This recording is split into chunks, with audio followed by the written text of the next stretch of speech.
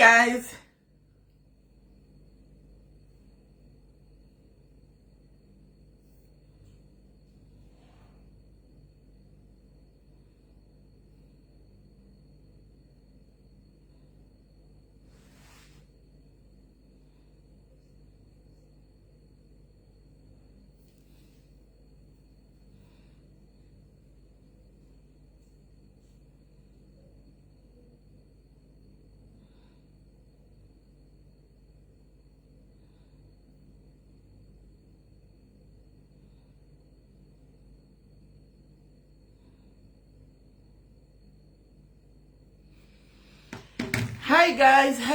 Hi guys. Murise say hi Beverly. Hi Beverly, hi Patronella. Hi Del, hi Chennai. How are you guys? We are guys. We are eating what on Kulimidzi. Hey guys. Ndakaneta, ndakutonokumza kuvata. Ndakutokumza kunogesa ndibati. It's okay guys. Nizo ndakazoenda kubasa kama neru ndosaka ndisina kuzoya pa life. Ndakazoenda futi kubasa vaneru. Haya. Ndakazopika imwe shift ndikaenda kubasa nesiro manheru. Saka ndauya kuseni. Hesi nene. Saka ndauya kuseni. Saka ndakatorara ndatomugaiza nditi ndikandibike zvamangwana kuzi mangwana kumabasa. Hesi Blay, how are you? Anna, how are you? Shalom, zviri sei. Abigail moyo. Itai muchitega vamwe guys. Itai muchitega vamwe titangirane. Itai muchitega vamwe titangirane. Itai muchitega vamwe titangirane. Itai muchidedza vamwe titangirane, right.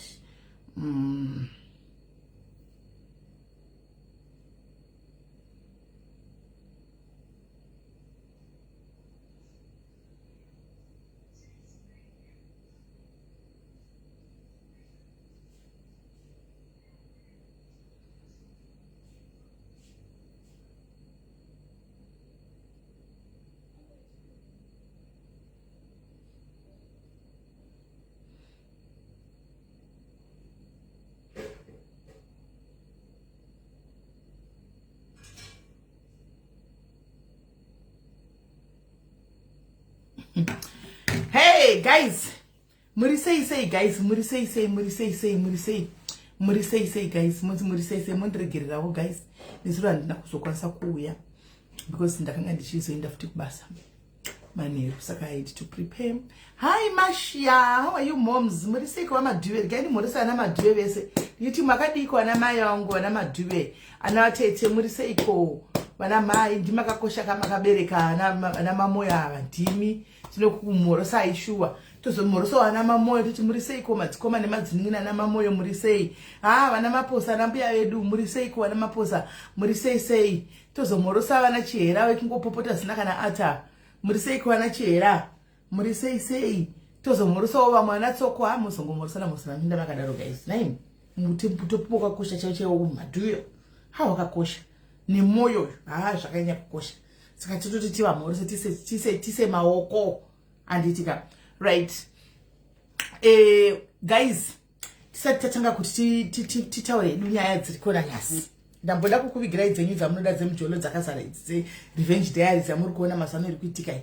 Asi ndati iyi yakakosha iyi tozongo continue hedu kumberi. Iyi yakakosha iyi kuti timbotaura naye tipedze nezvayo. Asi guys, tisati tataenda kumberi guys, ndambokuwisai moyo panapa.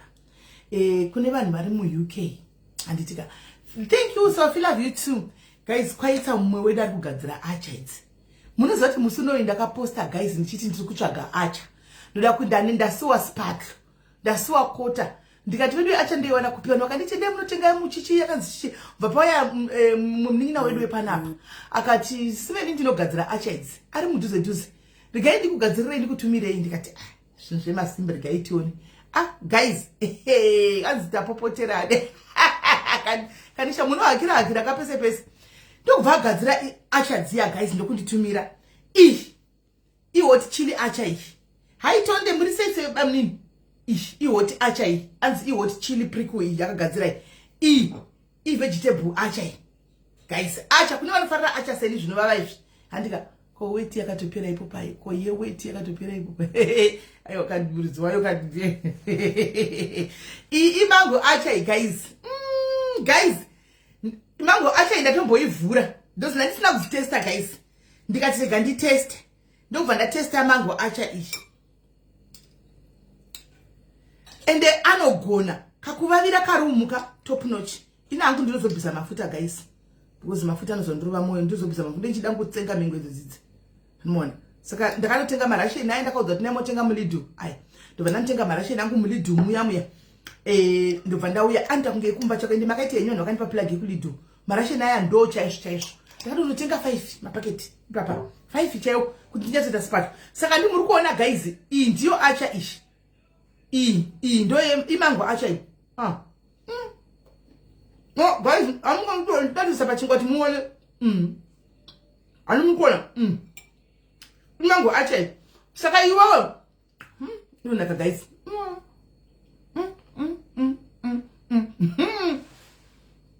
saka iwe zvaunozoita guys ka unogona kuisa machips ako woisa tumachips twako woisa poloni yako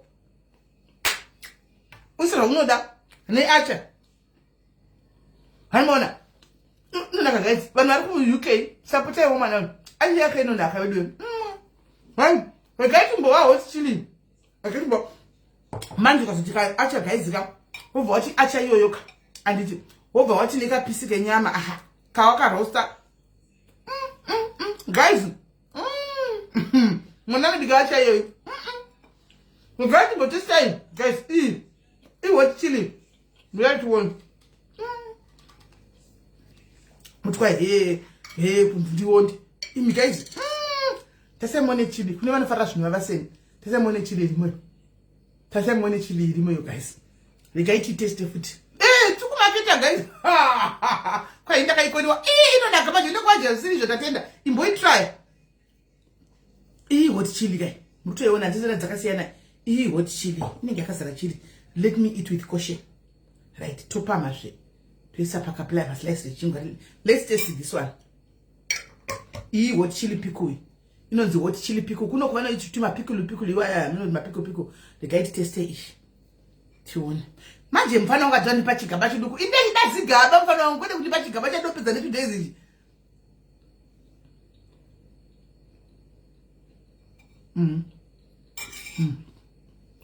mbona ndikanya ha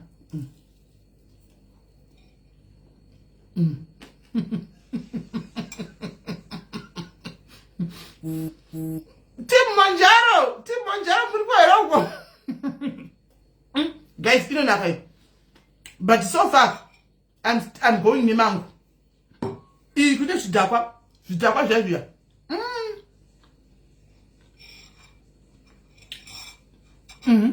zvidakwa hot chili ndizvo inonaka izvi amutiona nditola kuti muone guys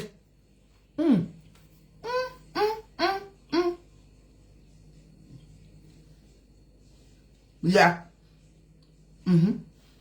guys tengaiwo achai 10 pounds yako ichi 10 pounds yako ichi hanzi achanondata nerice unesa achanisa paunoda unogona tabika rice yako traspuri achaonisa paside and ini zvangu ndinotoida mumaspato nemuchingwa even murice ndotomboidya right vegetable acha zvinoreva kuti iyagadzirwa nemavegetable vakomana mwana yawakadziswa nokugadzira acha vegetable acha hanzi hamusina samusa nhasi handisinoenda mangwana kuseni ndabvako kuseni right mirai tione ishi guys vegetable acha mirai tione vegetable acha hanzi makaitendepi kuno ndinokupa ndikukuvigirai plug yacho ndikukumaketirai ndikukuvigirai plug hey what chile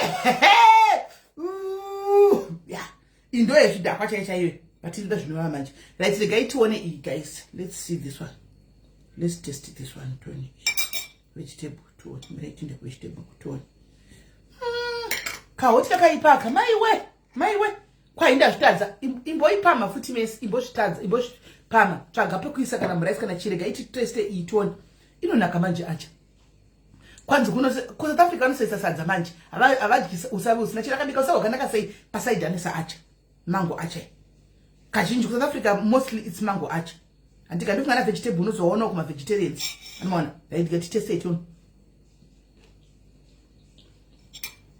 vegetable. Like, can I sing at the nyama? Leave vegetables in.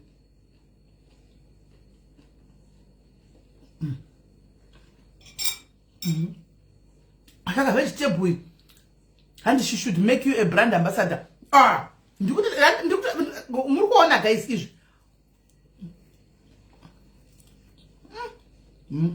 Apa mtu mwamvloka vachaka pa guys.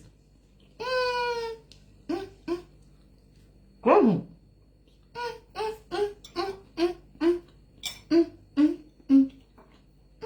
Guys, tenga acha. Tenga acha guys. Tenga acha guys. Acha no naka eat. Well done baby girl. Ni acha yako. I will not gonna. Ndanchi ana maina chiti acha. Masimba kaseka kuti acha kakugadzira acha vakadzidza kupi go kuziva kwatina kujaira. But unenge wakamboshandira maIndia.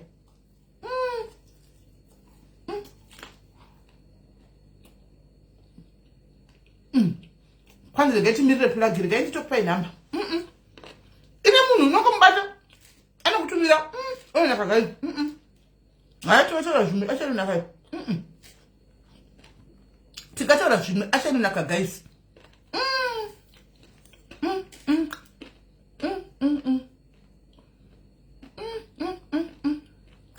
Guys, anogona mazimba nechipo. Ndaindise namba. Ndakusa namba comment. Ndoita seiko. Meuzi ndiri kusendera namba iyi anditika ndamirizuka kaita sei achagona kunyora ndikiri masana achagona kunyora iri kunaka tasina longa ndikadya kupedza uchite isinganaki ndopedza chindiro iri kunaka meuzi ndira ndikupe ku WhatsApp kwako undisire mu comment section ndobva ndapinda andika ndobva ndapinda aminodzizuka kachinja ma settings saka pakaipa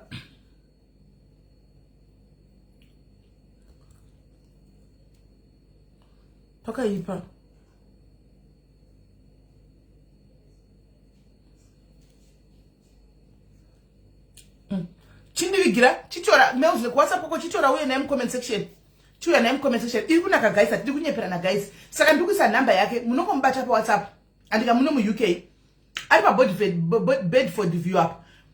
Motichi acha kwa sisi melitaona 10 pounds chete guys. Inonaka and musazotuka sipende kuti nyepera. Imimi just try. Tenga one. Andika tenga one try. Kana isingana kuzokodza wa mtainaki. Unaona? Tenga one uzokodza mutichi hainaki. Handi mashona. Asiri kunaka ndochokwadi. Yazi acha yeko esimomzi. Ndinundu kukudza kamfi acha yeko ndinundu madza kura kuti amto izi ndinundu tangira papiko. Mutangira papiko kudzana ngurira ina imadza. Kambuta muromo. Awaita akolega ningo kuyanga chinaka zvenito sadza muromo. Nenda chinaka. Iko zvine zvisaka zvanaka guys. Lunch box ekubasa kungoisa chingwa changu ndisa acha. Marosa angu ndisa acha. Tonomwa tea yangu zvatofaya. Zvatofaya. Zvona mazai ndizvifariri guys takanyakura timadya mazai even bacon takakura chizvidya zvinizvi saka ini zvakandirova moyo ndofunga handichanyanyi kufarira zvekudaro saka nombofamba neacha I think zvinoita right. Taungana guys waisa iri number mails isa number yandakupa isa number mu comment section.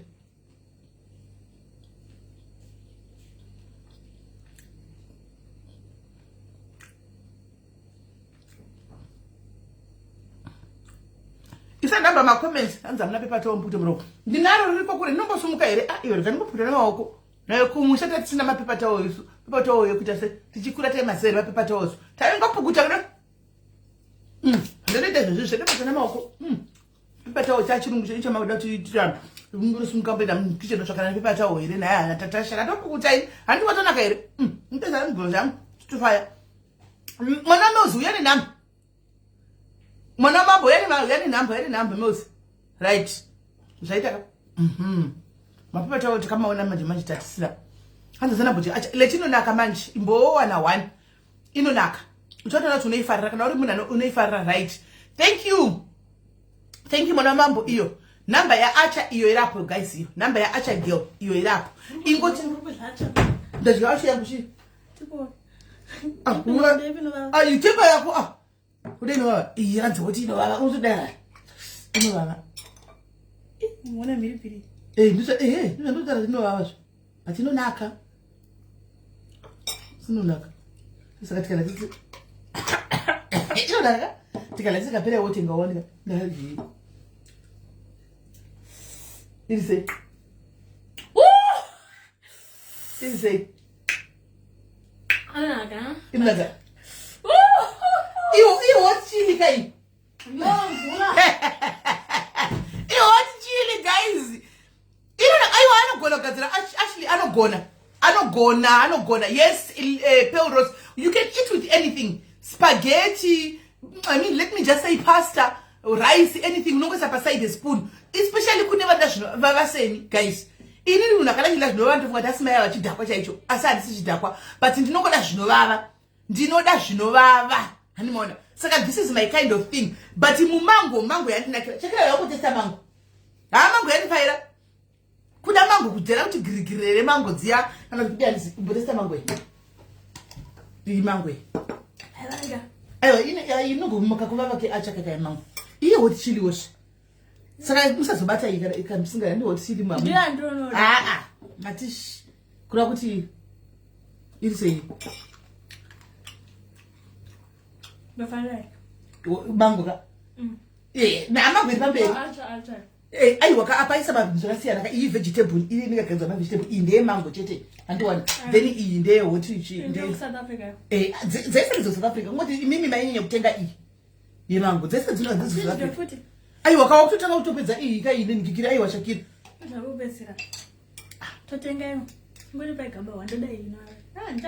chakirama zvokuzodza sipuni chigaba chiduki chinokanunga mazisipuni akadaro saka inobva kuri dzakupera ini muzoisa ndadya aiwa kabati ndiriyoyika ndoyanoyanya kutodawo aiwa ndinakupe chitongo lakatozinokupa chiri kuti unene yakubasa nogarira kubasa zviti kweiwa botesatesai naini kana munoda kuti kwaizvokairika inditore yose kana atora saka ini muridzi wechinhu saka indoshayiwa anofa kutigadzirira zigaba zihombe bhaketi ivegetable iri sei vegetable vegetable haisi sweet but haina kuvava kunge idzi right hani mapaona kagaisa kaiwa kana guys saka guys mudayo namba ndiyo iyo handitika namba ndiyo iyo indai munotenga acha handika mona ndatomwa soda tokuta Shakira doni ndimoyo chokumwa mvura ndimbototi katu kana kajuice zvako kaglasi kejuice zvitofambirana zvangu zvatoita chero mvura chaichaiyo muya ndi pamfiriji kana mvura kana chingodzikisira so haposi ndatodlasva aiwa zvino makacha aiwa ndeichili hot chili right ande kutopike dia nasi ke msaka kama kunoti anzitenga mushe naizvenyu kutsenga chimwamwa pamberi pelife zvonyadzisa sei apa chizvituka itirana chidikisa aenda kuvakomana vanhu zvangaita mwamwa mberi kwevanhu ndinofa usati pamberi pekamera usauti mwamwa kutsenga kwacho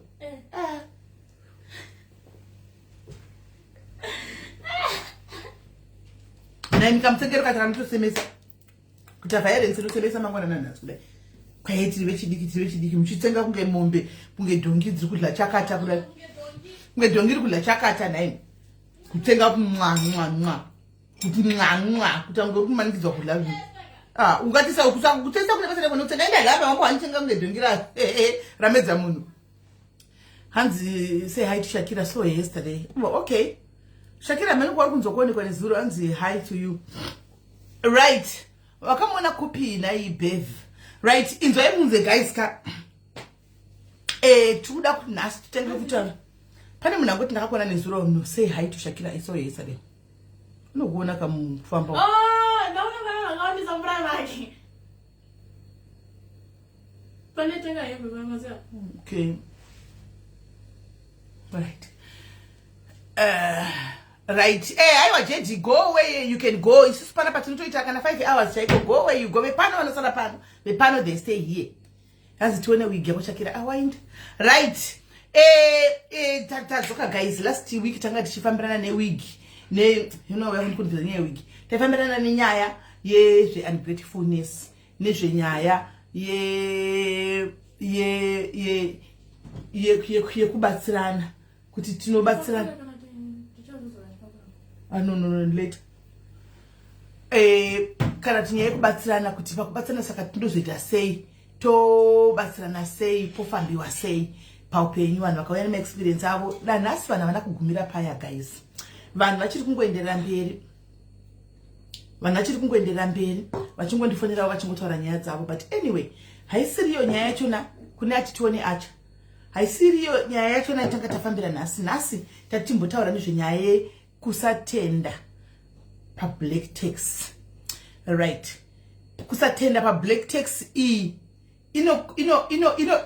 guys, ngisazoti kwanzi zviri kuinvolva vanhu vekudiaspora chiti ino involva iwewe even uri kuSA handika une mhuri yauri kuchengeta kuZimbabwe.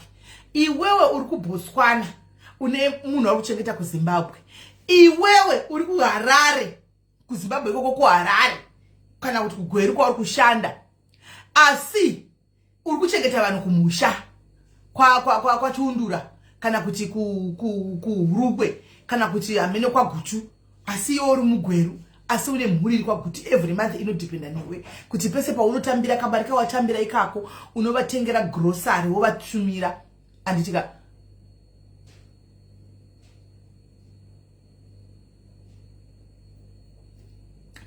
munhu anongopiwa ziso zvenaipiwa. Kana mwana kurasika unomupa ziso, unongomupa ziso. Ziso rinofanira kutaura zvakawanda. Unongomupa ziso kudai ziso rinofanira kutaura zvakawanda ziso. Nokuti mwana anenge asingazivi anogona kungorasika kwanenjizati afanira kurasika chisvika ikoko.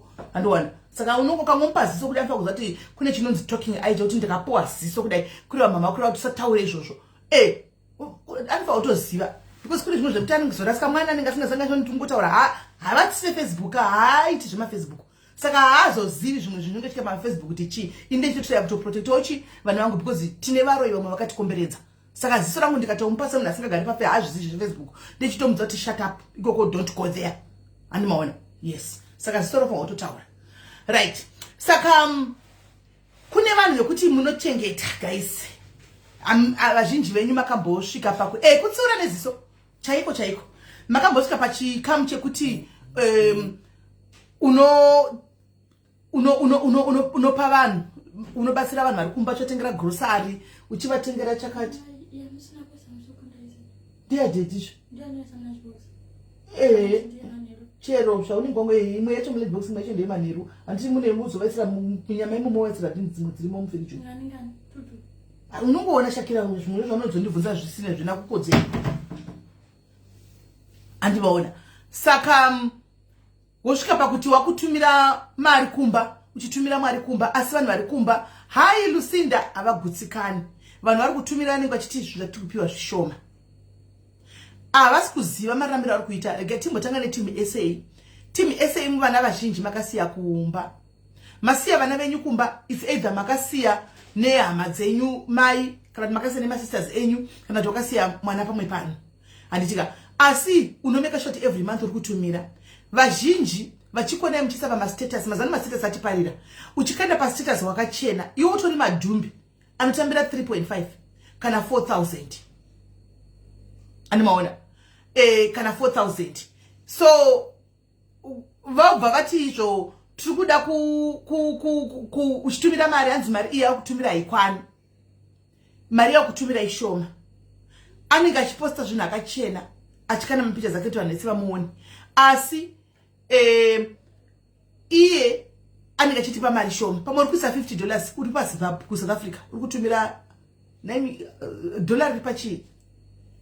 Tongoti kutambira 4,000 unotumira $100 pamwedzi pega pega. That means kuti $100 inogona kuve 2.5 anditi right. Every month ukutumira $2.5 kuZimbabwe kune mwana kuti vatenge sipo, vatenge chekuti vadye anditika. Then iwo vabva vatizvo mari yakutumira ishoma. Unotitumira $100. Wona izvo ndakaposta asi kuziva kuti kuSouth Africa hembe idzi unogona kupuwa nevarungu. KuSouth Africa unogona kuzviendera kwaKota Mai Boutique mutauni miyami ya Joburg ukanononga ma$5, $5, $10. Zvinhu zvakanaka. Unogona kupinda kunana small street uko ukanotenga zvinhu zvakanaka zvinyuwani handimaona nemari iri pasi ma$100, $200, $300. Zvaizvozvi ukaisa kustatus make sure unobloka hama dzako nokuti vakaona yatove nyaya kuti anoita basa rekutipa mari shoma avatendi they want more. Therefore, they'll end up sending my messages every time. Mu comment section, mu message. Basenda my message every time kuti mangwana pano kritwa nyaya inenge sipo. Mangwana pano kritwa nyaya inenge sipo. Kune mwana ameza demo, mwana ameza tsono, mwana azodai. Anti maona every time vanounza nyaya yavanounza, every second vanounza nyaya, so that you buy into the story. Kamari keke kanongosira pamwe kutopinda mchikweretu kunokweta murungu kuti ndipewo advance nokuti kumbakata dambudziko. Pamwe dambudziko ririko, pamwe dambudziko hakuna. Right. One. Ndikaitive ku South Africa tavaisa pasaida nditika anza kuchita zvekuchipa kudaro zvaive zvakare zvejoni yakudhura. Oh, alright. Tikatumba manyane ndoziva izvozvo. Tobva apa antika topinda kune vari diaspora kunze toti ku UK amene Australia Canada nditika kupera kwemwedzi wega you are sending them £100 and £100 that is about $130 yanongotivatumira nditika kana kuti 150 more than then sengere ku diaspora wese guys inzwai nemhaka yei vanoenda kuma holidays. One trick yamusingazivi imimi ndozati muri pa South Africa chavanotumirwa mari nevanhu vari kuno ku UK. Chitererai munzwe ndaizo ndokudza ichokwadi andika chitererai munzwe munzwisise. Munourawo nekuona vanhu ava vachiposta mapictures avo vari ku Spain. Vanoposta mapictures avo vari ku alright Shakira ukuri disturb. Vanoposta mapictures avo vari kuma holidays kuna Greece, Turkey andika variko havangasadzi kuposta uka. Vari kutoposta mapictures avo asi kuno kwanotumira $150 pamwedzi andika they want more. Kana utori kudhaya kwakakwira ndega kudiaspora wakaenda nendege vanenge vachito expecta kuti vari kuda kana tinofa kuvatumira kana 500 chaichaio 500 pamwedzi wega usumire $500 handimona kana $1000 kuti vagutsikane. Kumusha uku mai kana una mai mwana ari kudiaspora akatumira mari kutenga igusari ati vari kudiaspora muzanotenga kune maapp anotengesa magrosari vakatenga magrosari kanodhilivarwa pamba grosari rinopiwa vanhu raini rose kuti vanhu vaone kuti mwana umuvana wangu akatumira grosari rauya anoti vanozikamwa kakuti ndimbuya vechirungu ndimai vechirungu ka vanozikamwa chino vadingi navagerepo vana mubva ndiripo vaya vakadzoswa vaya mvana dzakauya idzi dzakadzoka kumba dziripo pamba dzotozatoti vari kuto vanotumira saka vari pamaraini vanhu vanorira ndivo because vana vari kudiaspora. Saka kana mari ichinge yauya kunozikama kuti kwambuya nhingi uko kunodliwa chirungu, uko kunodliwa rice anytime, uko kunodliwa huku anytime. Kana kuti wafunga salad imboenda kwambuyani padoko uko kunodliwa zvose. Therefore mama vatori murungu vanotonanzvwa nemunhu wese muraini, vanotomunamatwa nemunhu wese muraini because even sugar ikapera kumaraini yeporridge dzevamwe vana vanozati vakaenda kwambuya padoko vanonopuwa antimaona. Then zvauya grosari ramira ubva vati mati hamuna shuga amazopfuure nepano mupfuure nepano ka komuvana wangu mwedzi wakapera kakatotumira zvinhu zvakatouya nekabhegi kupera kwemwedzi muri kuenda kupiko ndichamboenda kumukuru kuwestern union kumukuru muvana watumira ka monthly allowance mari yekupera kwemwedzi yauya grosari riya rinopiwa vanhu vese kune vanotori kumaraini kwenyu kwamunobva imimi mirandikudze vanhu vari kudiaspora zvamusingazivi kune vanotori kumusha kumaraini kwenyu kwamunotogara vanotoziva kuti every time panotonzi mwedzi paunopera totopfuura nekwambuya nhingi because parinotouya vanokamurigwa handimona rice inokwatumira 20 kg handika kuti valaste vanokamurigwa vese mwakapuwa 4 cups imbondai munobika nhasi hazvina kushata kuziva tagara tinopanana hazvina kuipa.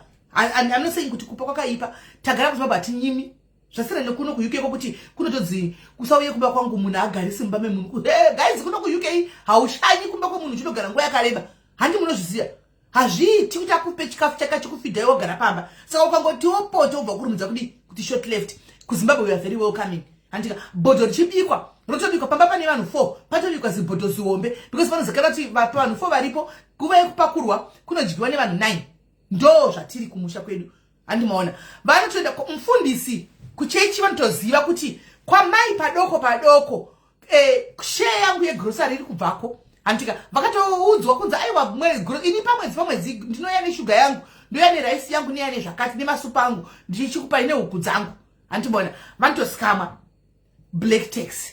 Asi zvakadaro vanotenda here havagutsikani musi waunonzi ndipe mari woti ndinongose zvechokwadi handina iko zvine zvinhu zvakanditiomere panguva ine handakana senti handimona unoita kungochenda kunotora chikwere chekuti vapi because kunotava kubuda mashoko akawanda akuchinya yeye anotozora kuti ari nani, yeye akatumira kamari kakanofunga kuti tinosvike pinako, yeye iye ndiye mari yakuita, yeye izvi mamona akatinyima mari akati handina mari, asi mamona zvaposa nikikiri mapikicha ake ari kundege, aposa akapfeka mabhikini atidzira akatoenda kuholiday kure.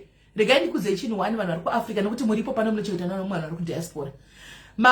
Maholidays amunoona haya hazvishamisiri ende hazvidhuri. Chirega ndichisa kukuudzai chokwadi chizere, inini ndiri mumwe wenyu kai team Africa. Handika saka mukona ndichikuudzai handingambakureveri nhema, sori yenyu madiaspora kuti pamwe pachona ndinofumura pamwe masecrets handimaona amunenge musika kuti asikamwe, asi zvinokusevhaiwo public tax apa. Let me explain to them chokwadi chiriko. Kune ma traveling packages ariko advertiswa every time. It depends kuti iwe unoda kushandisa ipi. Kuna na Skyscanner, kuna na Love Holidays, kuna akawanda.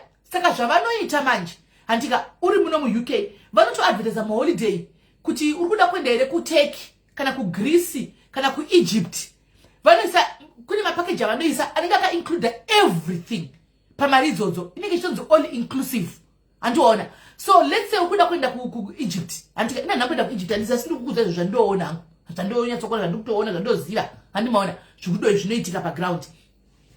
Then wototara ti otoinda papa otobvunza vane vakato advertise actually kuti kauchida kunogara 7 days kandika kauchida kunogara 14 days kauchida kunogara let's talk of 7 days uri kunogara 7 days ku Egypt andika all inclusive kubva kundege iripo ipapo chikafu chaunenge uchingodla madiro aJorgina kana uri ku holiday kunenge uchingodononga chingododla ndakabvunza shamwari yangu yakabva kuteki yagara muno makore ma 20 years maimishi ndikati akaenda holiday love kuteki ndikachikazi indai uko mani chikafu chachona saka aingondita mavideo call machingo anytime chikafu chakazara chingodya ndinonzi all inclusive hauwari tikutenga chikafu audini ndifuka unozobhadhara my activities chat but chikafu hotera ndege zvakabhadharwa zvogona kuya zvichora kuti maybe 600 kana 700 per person.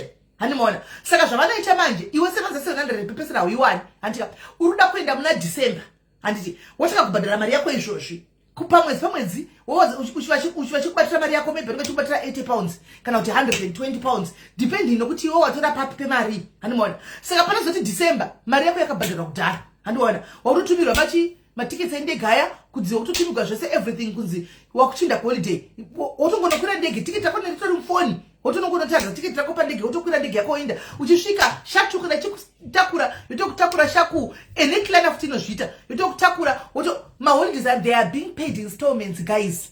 Akazi vashoma vanobhadhara yese ka 1000 and what handimaona ka 1 kavashoma anenge achibhadhara mbijana izvozviwo maholidays avo a2026 vakatanga kutobhadhara izvozvi avari kuenda izvozvi vakabhadhara last year.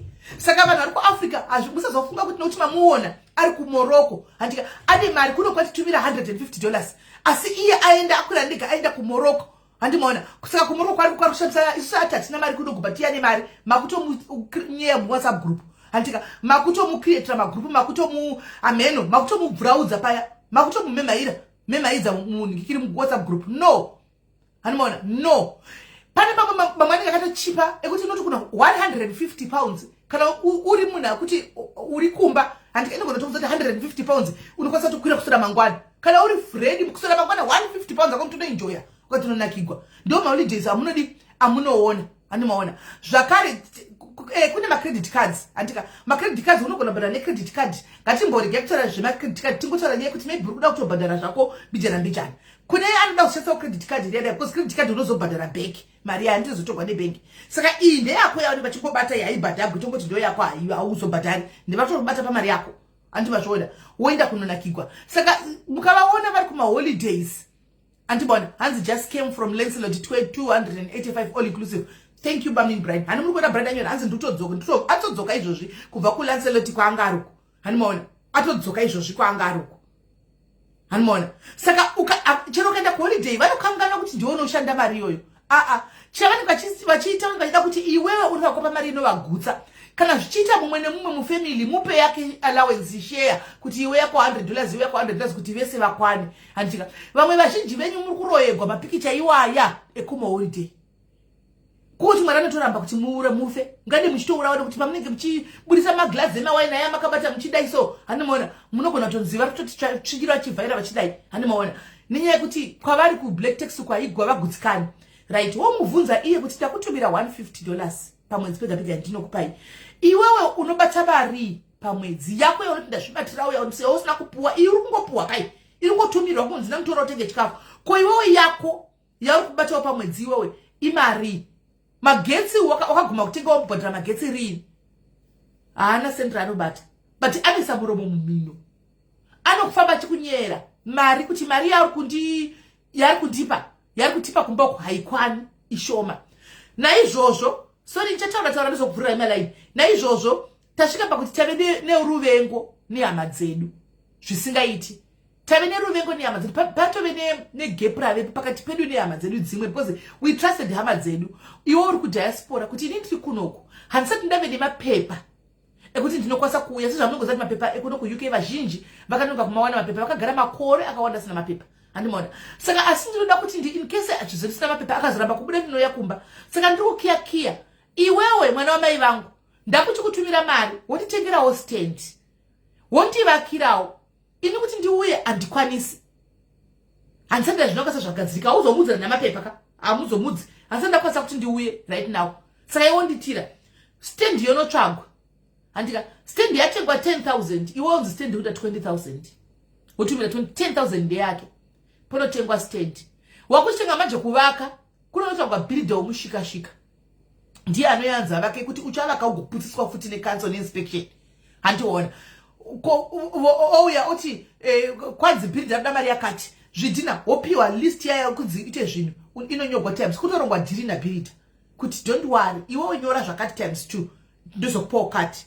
Iwe maini hausi kuziva chauri kuda, uri kuda kuti uite pako pekugara kuAfrica, pekuti kana in case mapepa azoramba kubudisisa zvachose watisaida kuti you don't want zvinhu zvako kuomereka ndzokere kumba unenge une pako. Vamwe ndo vakatitadza kuti dzimba dzisiri dzavo, dzimba dzakadzema next dzakakwa kuti akanzi iyi ndo imba yenyu, achibudisa mari every month kuvanhu, kuhama dzedu chaidzo vaning'ina vedu vatinozvogwa navo, basi sedu vatinozvogwa navo, mai vangu chaivo vakadya mari. Munabudisa mari yakanda chitedzwa imba isiriyo, osvika pakuti pakuzoti pano kudai so hapana zviripo, hapana chinoitwa. Ukati project uri kuno kuchitana mwana mai vangu nehaba guys big kuti project iyo haibudiriri.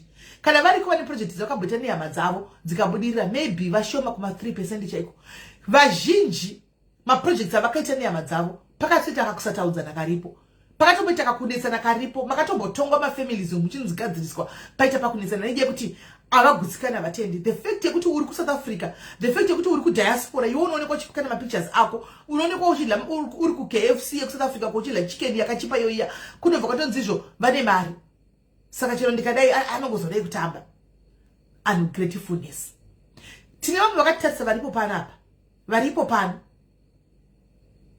vakatitarisa varipo panapa vekuti vanotonyatsoziva kuti kurarama kwatikuita kumba. Tina mukoma ari kuCanada, tina musisi vari kuUK, ndovakuita kuti tirarame. Handika asi she's ungrateful. Hautendi iwe umwe wacho wakantarisa, hautendi, you want more. Munhu anoshanda kuno kuma 12 hour shifts, 12 hours munhu achishanda, haana zororo, haana rest, nyama dzake dzadhamba nekushanda. You are ungrateful. Unotoenda kung'anga kunobatira mwana wamai wako mushonga kuti andifa kuti ape inini mari.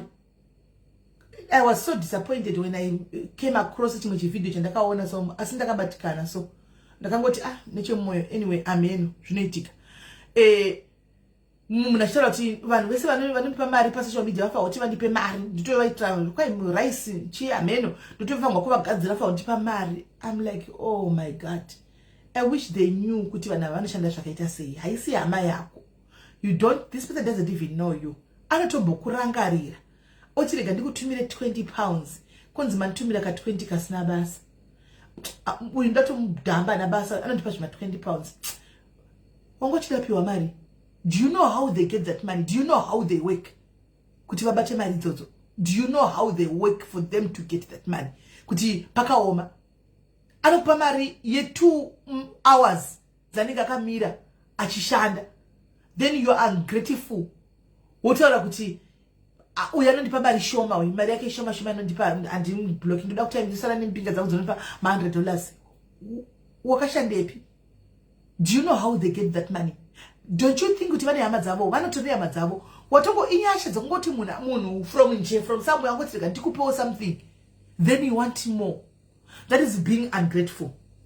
Kundipa ka 10 kasina basa kanotonzi ka 10 kasina basa hakana basa kunga kakashandira kunge akakamirira ne 1 hour yese akakamirira pane I said request okay aningoni zvokutaura animon so andizivo team rakanda ku Africa ndizvo tinochengeta nevanhu vari diaspora and ndakuna ndituma ini tinongotaura wangu zvinhu kuti ndakungota ndichiona ndichikuzivisa zvimwe zvandiri kuonawo ndiri paground kuti muzive kuti maholiday amunoona haya by the way handitika zvinotobata mbijana and zvimwe zvinhu zvakatochipa handimaona hazvisi zvokuti mungabva matoenda kuomesa mwoyo motovaidiscasa mumagrupu motovaindira kunonga kuti vari kuinda kumaholiday sekudai so ngatipe mari no ende ndo pekuzoti kana akadzoka umwe wacho andakada kutovaka andakana pekuvaka kumusha because mari chaikwana anenge achiveka shoti every month badya saka ikuti avakakwana akadzinasa adzoswa munenge makumita bhora muchimutuka kuti makoresa manga ari kuuk kuti 25 years uri kuuk kudzoka ukarembedza maoko uchanoda kugara kuba kwani kana muchida kuona kuti hama dzedu hadzitendi guys imi vanhu vari kunze kwenyika izvozvi dzokerai kumusha muti toya kuzogara dzokerai kumusha kumuti zvinhu zvandiomera ndoya kuzogara munyatso kuona kuti kwese kwaitumira mari hakuna nokuda kunodiwa first day pamba pacho unodiwa first 2-3 days kumberi kunenge kutoitwa maactions ekuti iri kuramba kuedha kuda udzoke unenge kutoitwa maactions ekunzi ikuurendi vari darini kwashaya pamba kugara here nokuti vaikuda pongo uchiwana zvawaiwana kunogore pane vakutofona let me call back varikufona animon pane vaikuda uchiwana zvawaiwana vachibenefita zvavaibenefita. Now they are not benefiting anymore. Wadzoka kumba.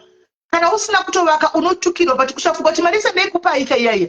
Anditi ndo mara kuti ndijoinze ndichivaka ka ndai asima amuripo imimi ndai kuchengetai hakuna anozviziva ndakuna ndakuteerera izvozvo. Hello Kola.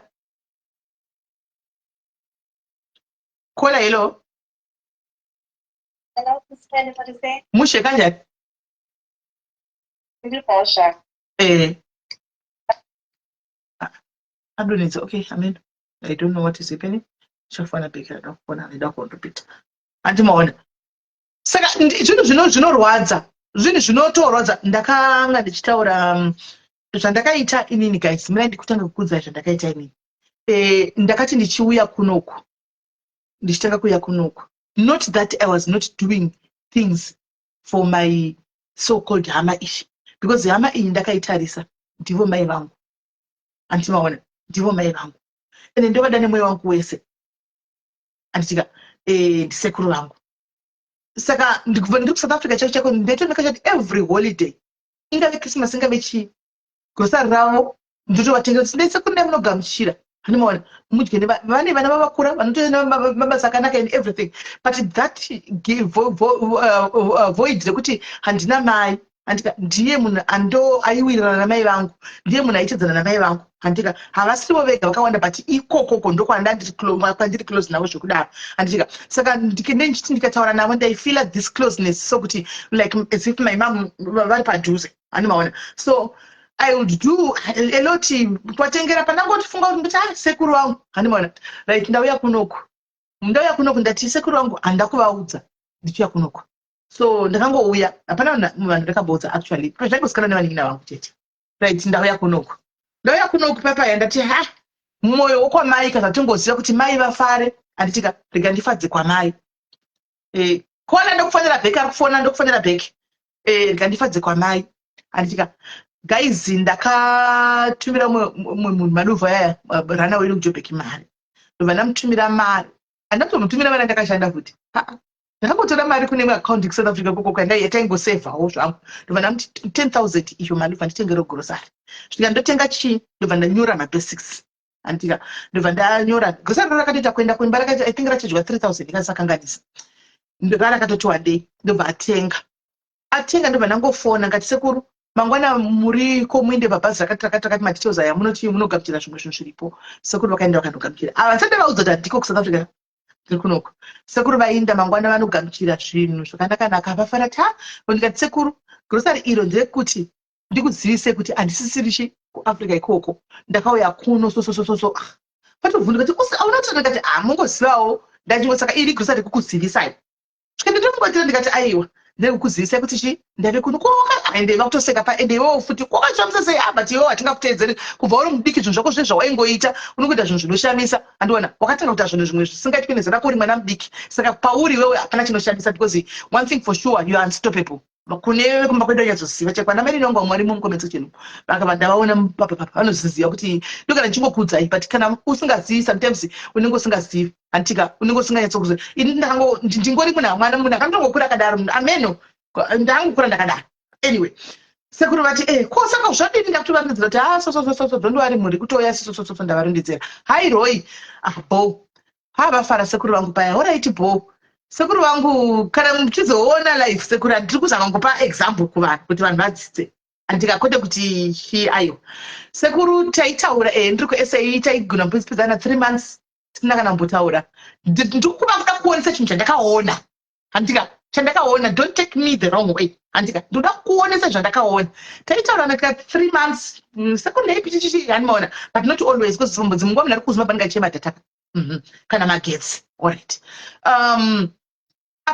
ndave kuno kumanje tangati vanga vakundisefona every week kana tika 2 per week you know handikati rudo zvakanaka asini nangu semunhu akati chakamu ndendichitoziva kuti gemu ripi hanimaona right saka sekuru vangu avafona ka2 ka3 pamwe pacho ndodza sekuru handikwanisi kudi handibate mafoni imimi mukandibhaza I'll call you back ndikawafonera hapana nyaya inge chipoti naindangoza kuti urisei muzukuru wangu nandiri kuSouth Africa sekuru vangu musinganditi urisei muzukuru wangu every time mandiita kana ka1 pa 3 months but anyway bo ndokudai makadaro right tapfuura tapatadaro andika mwedzi umwe pamberi mberapo andimona ndikati kule yangu inogara ichichema nyaya yekuti magesi animona ndataura nesolar company ndaida kuna Sparks ndiyatondipa munhu ye sikanzi tishandisai munhu DJ Sparks chibhuru changu Sparks akati shandisai munhu ndatora ndati ndangovarova surprise ngati address iyi ndamunoisira chi munisi magesi vafana but ndobva ndati right ndaguma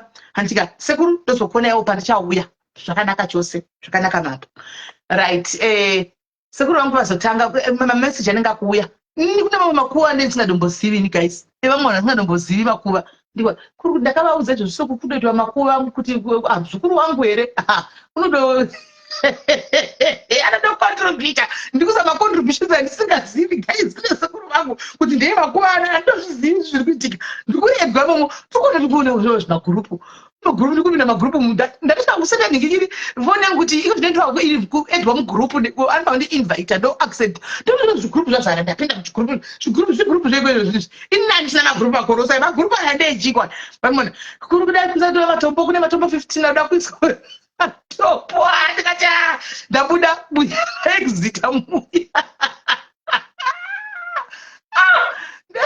ndaizita buya ndabuda makona vachena muzukuru wabuda ndianonga kule hamungondiiti zvatisingazivika chii chiri kuitika ndivanhu vepi ava inadini izvo zvimagurupu chii makuda ndikonzeresera handiti kundingachitsengedza tikurei kana muzukuru ndakatovaudza vasedwa varege kutokudza ndakatovaudza kuti muzukuru wangu anobvisa ndine muzukuru wangu vanasisi vangu varungu urungu mamuziva guys ndikati sekuru so you actually told them that kwanzi ndakatovaudza kuti ndine muzukuru wangu I'm like sekuru munoziva zvino aiwe isusu tatibhilive zvisina tichindwa namwari isu handiti kumba kwedu angoita zvokunamata izvi tichindwa namwari iwe unozviziva ndetakafa kudhara tibhilive zina ndibasaneseza tovaudza ndoti muzukuru wangu ende ipapapa zvakaoma ndikati okay tagaragara muya ndabuda ndikati orit ndabvumba kati orit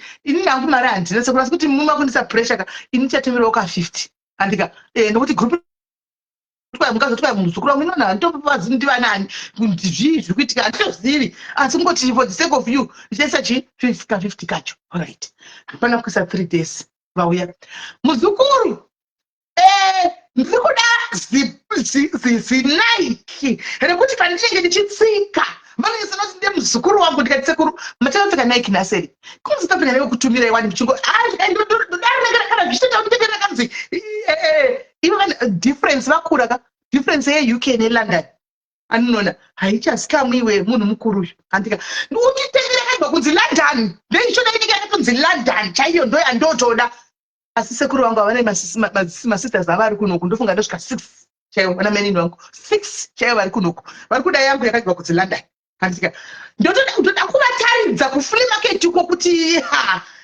haikona muzukuru wangu ende foni ndoda foni muzukuru kune mafoni ariko mazuva ano mazipangwe kwaipango refoni rakadai ndoda kuti undivigire muzukuru kana kuti ututumira plus jaketi bomba rinonzi bomba jaketi bomba jaketi rekuti kana ndakapfeka vanonyasaura kuti ndakati nhai mwari wangu nhai jesu nhai tenzi matindadiko ndobhuloka here sekuru ndobhuloka mai here ndanetsekana undoita sei guys okay ndaona munhu ari kuinda bhuru wangu mumwe aripo pano pagrupu arikuinda kuafrica ndatenga iwe zvakachipa masinika ndakatopinda mujd total sport I think sport direct yanga ine seri kuda ndakazvitenga 30 pounds here mateki iwayo andika anga nechaka London pakona so anditenga ngonyoka kunzi London asi ari mateki akatonda kandobva ndatenga mateki iwayo ndobva ndanotenga jaketi hanimaona riya ndobva ndangovatengera foni Samsung zvimafoni meno but kuafrica inenge short phone zvino ndobva ndabasa ndobva zvaita andika ndakazofonegwa nevamwe sekuru zvikanzi aiwa kazviti haungabhaladzisi munhu wani ko isusu nokuti uyu takutongo everyday havachastopi kuimba nezvako pano saka iwo that means takasiyana here kune vakakoshera rao muri kuona pandatove pakona ndikati aiwaka inini zvikanzi nokuti hazvisi fair ratove godo iri ratosunga kune vamwe andika nokuti everyday akwanisa kuti ava ndivananidza nezita reshona manje havadedzisira kuti maybe andika vanobva vati shingi honai uku shingi ndiye uyu mungamuita sei izvo zvimagetsi akangoti nkwe kuchingodai sendinongoti vamwe vachingori murima vari kutova vachitonotsvinyirawo vamwe vavo handika yatove nikikiri yatove combination mai mwana kumwe rimwe pati iri kufara imwe pati iri kugunun'una andimaona yatove apa unenge wambotsingirana navo semunhu anowirirana naye zvakanaka kule imimi gemu randikuitai ndirekiti tu musataure unenge uchiudzani izvozvo vamhanya kunopembedza kuno hakuna ndikatsekuru muchandikuvadzisa hakuna tinotoona muti kugara ndakatsanya ndakabata mutsanya hazviiti hakuna vanotoita vachitofamba vachito voedza kuti nai mwari andimaona saka izvozvi mandisapei madhimanzi ndichavabhuloka akubhuloka ndichabhuloka angu kubhuloka ndokwandichazoita kubhuloka ndichatongobhuloka aiwa kana mwari vanounderstand kuti sei ndabhuloka izvozvi ndakanzi mukwasha wangu ndakada mukwasha chapuwa list guys list mukwasha wangu list pane zvandiri kuda ikoko apuwa yake list akati sekuru apuwa ndikati iblacktext andovadira angu kuti vanotenda andika munhu ari grateful asi the list is endless malist anoramba achingouya every day I don't know kuti kwavari vanofunga kuti handizivi kuti mentality yacho ndeyekuti mari pane painonochegwa here kana kuti havatozviunderstand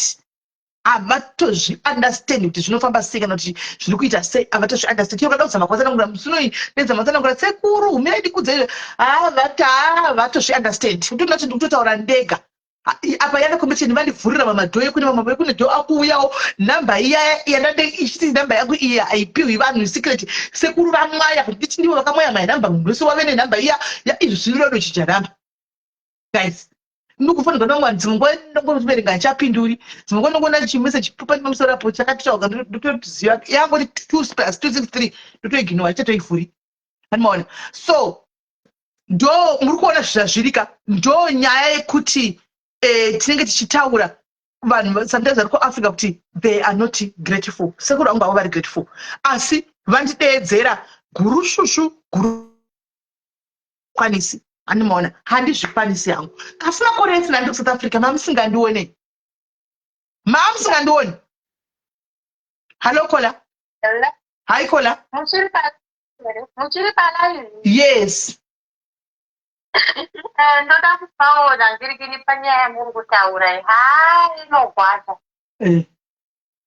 inorwadza isusu takavaka tikatsvagawo vanhu vekuziva tikati vatibatsire kuvaka tikataurirana tikatoitirana madhiri tikaita tasei tikasiya tagadzira zvinhu vakahapura imba zvatatasiya kati vaite hazvisizvo zvavakaita kaisi tiri kuno kugoni apa isi tiri kuti hama vapedza kudaro kwakuvaka imba kwakusvika pawindo level ndobva vaporonga vaona kuti hazviiti izvi ndobva vati tasvika pawindo level chitipai mari tikati hama ndobva tati tisare tisina chikwereti mukorona muno pakuvapa yese mari yekutucha kusvika parufing zuva ratakavapa mari ndo rakave zuva rekupedzisira kusvika pamba pedu apa vanhu vehama vemudhuze dhuze takavira nehasha asi chekuvirira papasina tikatsvaka umwe bhiridhi akatichaja mari yakafanana neyekutangidza kuvaka tabhadhara ndave kupa maje ndaakuona hama dziya tucha kuuya kuzoda kubikigwa tii ndakanonga dombo ndakaita dhirama ndikamhanyisa tikati bvai pano mukuda tii mushoma ida kukanganisa tutapera zvokati mwari vandiregerere hai ni vanhu vava vandimbovaregereri kutaura chokwadi because vakandigura kunorira ende havana kana spoti saka ndinotongoti nai idzodzo hatitotikidzani kuvamhanyisa nedombo ndakavamhanyisa pamberi pavamwene nedombo chairo ndikati nhasi ndombotorasha unhu because vanhu vakandigwadza seminda yavo ende ndiyo kuzogara madzokera papa mabva kusouth africa madzokera kumba musina kuvaka kunochinzi makanga muchiita south africa nguva yesei muda kudzoka muchigara kumba kwani those are the same people who be saying mashoko iwayo asi makatumira mari kuti tivakirewo asi voita mashura apa unenge watengera vana vavo nembatya dzekrisimasi mai mwana ukatofa dzevatengi vedoro mai mwana ndakazoti ndichifonera umwe wacho ndanzwa kuti havachauyi ndikati helo ndaina baba ndibvunze kuti ko haufa zvikanzi unomboriani kweiva handikuzivi ende wakamboona kuti kazhinji kachona handitika kana kuri kuti magemu ehama amuri kuita nehama ndiche lesei kuvaka ikoko wainvova hama kana tikudini handika kana wainvova hama kana dzekumurume mangwana kana kutaure paitika era kunonzi unochaunotaura iwewo uri mukadzi imba yakutonzi ndeyabhudhi vedu iyi imba yabhudhi vedu ndiwo vaivaka iwewo watsochishanda ndimunombondiziva kuti haisi ndimunombozvidza kuti dzangu dzinombokuruka ndinozodzidzosera panzvimbo ndapedza hasha nedombo pandakangomuona kugedhe ndikati iwewe chaiye pano ukapotodura ndakaita ivendi nemimba akakuda mvura nedp ndakatonozvara ndiri paoxygen kaini nekuda kwepa iyoyo ndikati iwewe kanda kara zvakaoma hama dzedu idzi pakaipa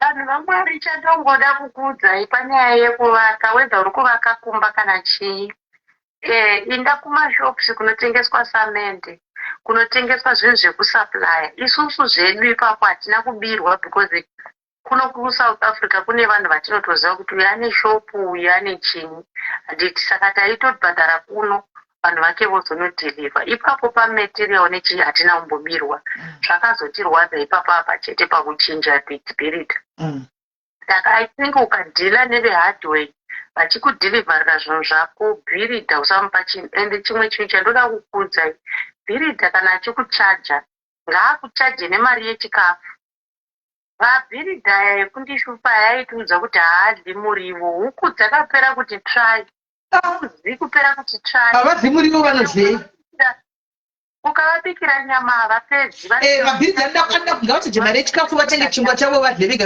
kana vavese moto vabike vega because zokunzi unobikira vanobikirwa zvezvipoto rakadai so zvezvihaakana ende vanodla vanhu vaya saka ukaona munhu akavaka kicheni vanhu vamwari pa achiselebhreta kicheni iyoyo ka selebhretai naye muti makorokoto because mukuvaka umu mune zvakawanda zvinosanganikwa nazvo asi ndokukurudzira kuti vabi yangu vari kuabroad unotanga watsvaga vanhu vanodhilivha material yekuvaka wounganidza ka1 kana zvisati zvaungana regedza kutanga.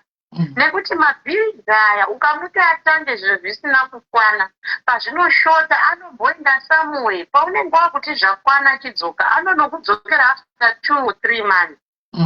Saka upenza zvinhu zvako zvikwane, wozotaura nabhiridha kuti bhiridha chinda unotanga kuvaka. Mowirirana kuti paperiod yakati uchange wapedza. Right. Nekuti mabhiridha anoita. Right. Thank you very much, Auntie Masiziwa. Thank you very much ne contribution yenyu. Munondifumurira iko ini. Asi andisinganyora watanga zvanyogwa mu-comment section. Zvanyogwa mu-comment section.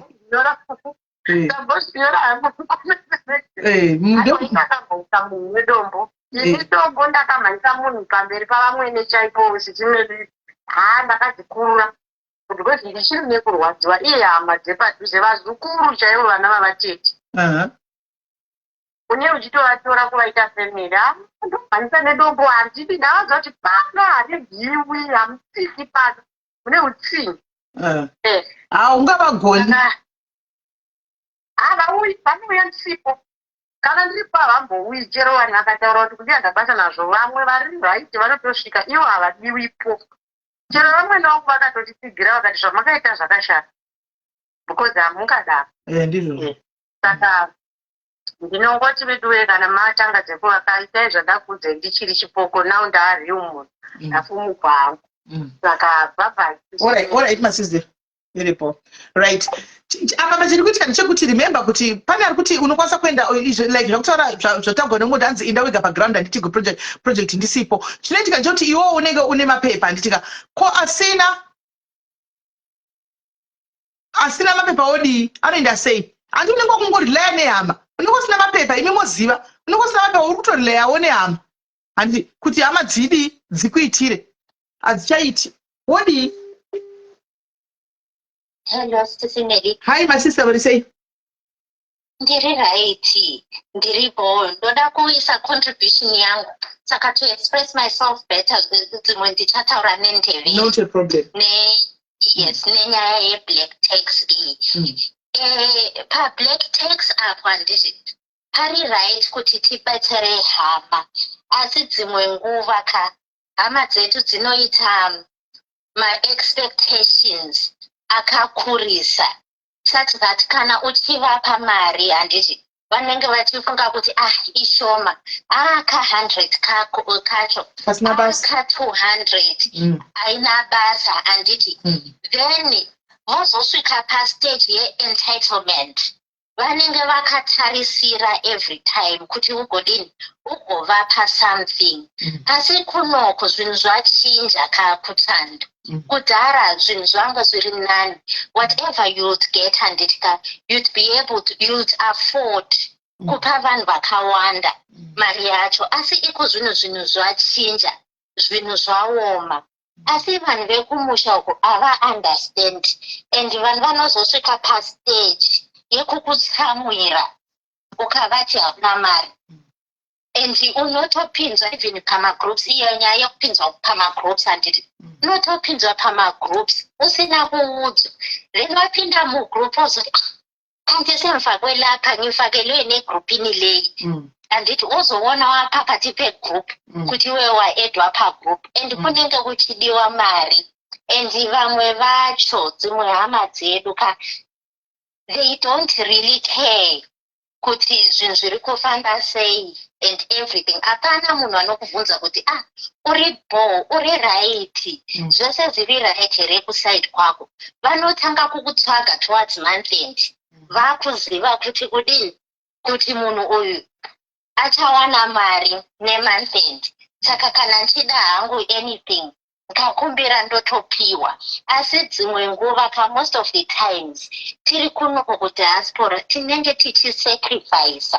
Hatina mari yacho but isusu tosacrifice tozama kubetsera hama asi vanhu vanotosiyana.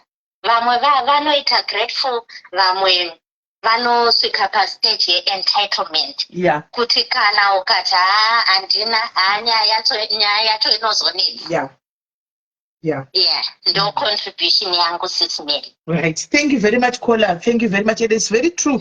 Ukakuthi andina tete watove enemy number one. And then they are entitled. They feel entitled.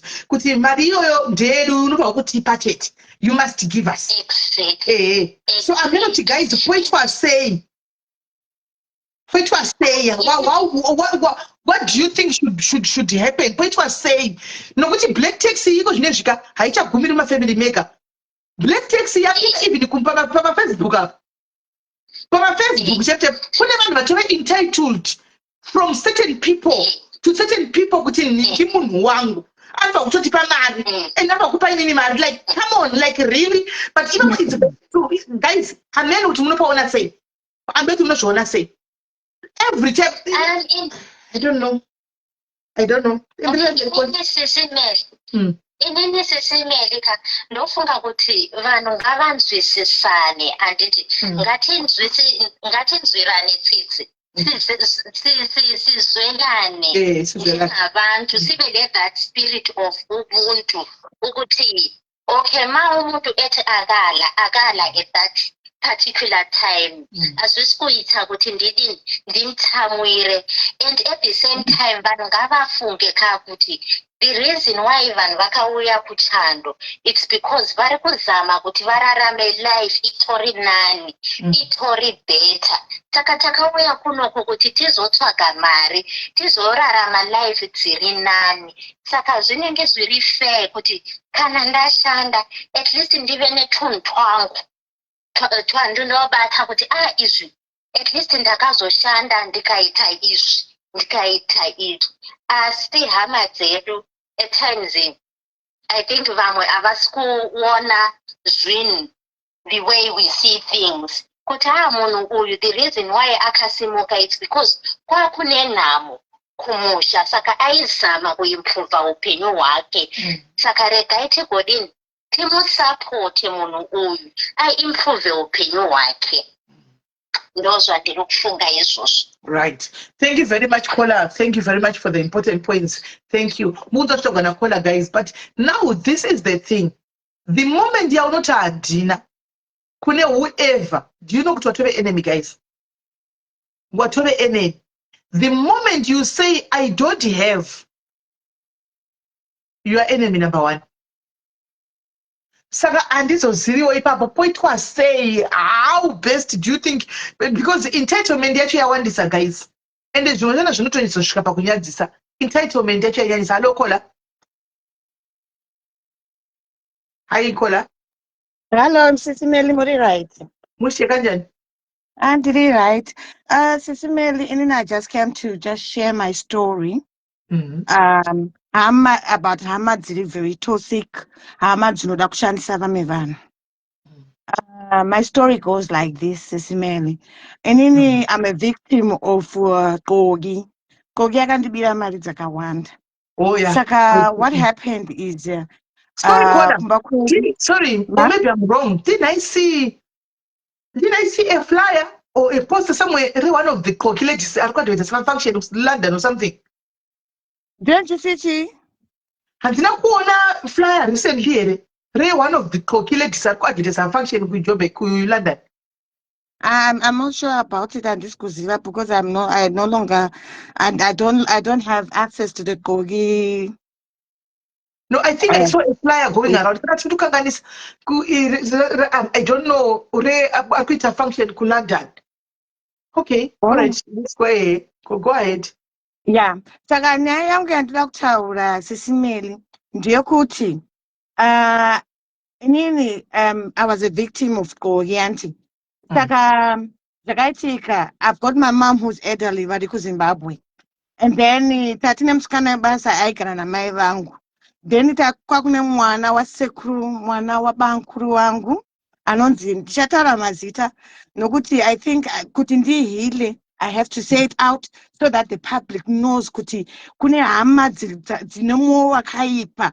Sisimeli, I feel like inini maybe ndikuripa something maybe chakatadza baba vangu or andizivi. Ndinorwadziwa nezvandakaitwa nemusikana uyu. Musikana uyu mwana uyu muzukuru wababa mukuru wangu. Muzukuru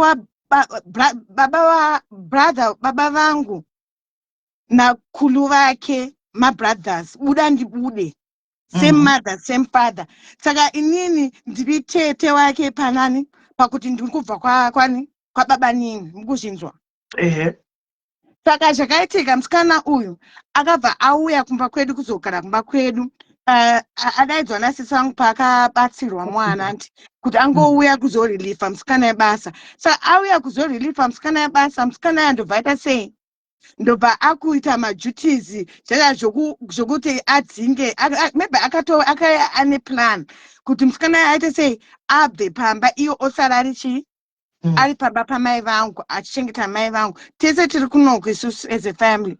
So what did she do, this girl? She then this girl then musikana basa akabva aenda. I'm sorry, maybe it's gonna be a long story. No, but that's fine. Go ahead. Do forgive me because I really need to vent it out. Maybe I might feel better if I vent it out. And maybe if I say it out, then people will know what kind of a person she is. And hama dzake dzizive kuti munhu akaita sei. Saka Sisimeli akabva paakaya kumba akabva tanisa kuita mabasa kuti sei kuti adiwe nani nagogo. Gogo pavatanisa kumuda mwana wabhuti wangu anonzi Shelter kana kuti Shila Beta ndiyo zita rake. Ndobva atanisa kudiwa Shila weya nani nagogo. Ndobva musikana basa abva aita ma-tools down akati achadi kushanda pai kumba kwedu kwakuya. Musikana basa bvasiya basa iye vhasara. Saka sisi vangu zvavakaita because musikana uyu tasingavazivi, we didn't have sanga vana kuita groundwork kuti vazive kuti akamira sei musikana uyu. Vakaenda kuna mai vake vakabvunza mai vake kuti vakaudza mai vake kuti gogo vanenge vakugara nani naShelter hanti. Okay, saka zviri right here. Mai vacho vakati bobo. But sisi munozvaka, it's really, really bad. Kana vanhu vachiziva kuti vana vavo vane ma-weakness akadai so, akaita so, musingazvidisclose to protect dzimwe hama. Mukuzvinzwisisa. Mwana uyu is a chronic liar, a chronical liar. Sisimeli. Zvokuti atakazviziva in time, chinhu chatakamuinteresta nazvo would not have gone that far. Ndokunga mai vacho vakangofara kuti awana pokuchengetwa nemwana wake achaita sei? Achachengetwa nesu. Sisimeli mwana wake akauya ari 2 weeks old akachengetewa kusvika aita 2 years mumababa vangu. Musikana achitibira. Musikana akaya muinbox mangu Sisimeli akanditi tete doka sozvo muri ku UK kwaitika masabhuku deals chichi handidi kunge ndichiitira vamwe vanhu imimi muri ikoko so forth ndoda kubatsirai ndichikuitirai zvinhu zvenyu izvi hanti ini ndobva ndamuudza kuti inozvaso Shelter inini handisi kutomboda kuita sei nematirizi handidi kuita zvinhu izvi ndakadyiwa mari dzakawanda neqoki handisi kutomboda zvinhu zviri stupid kudai so inini I don't want at all. No, tete doka, it's really, it's legit. You're gonna get your land. Akaenda even to my brother, akaenda to my 2 young sisters.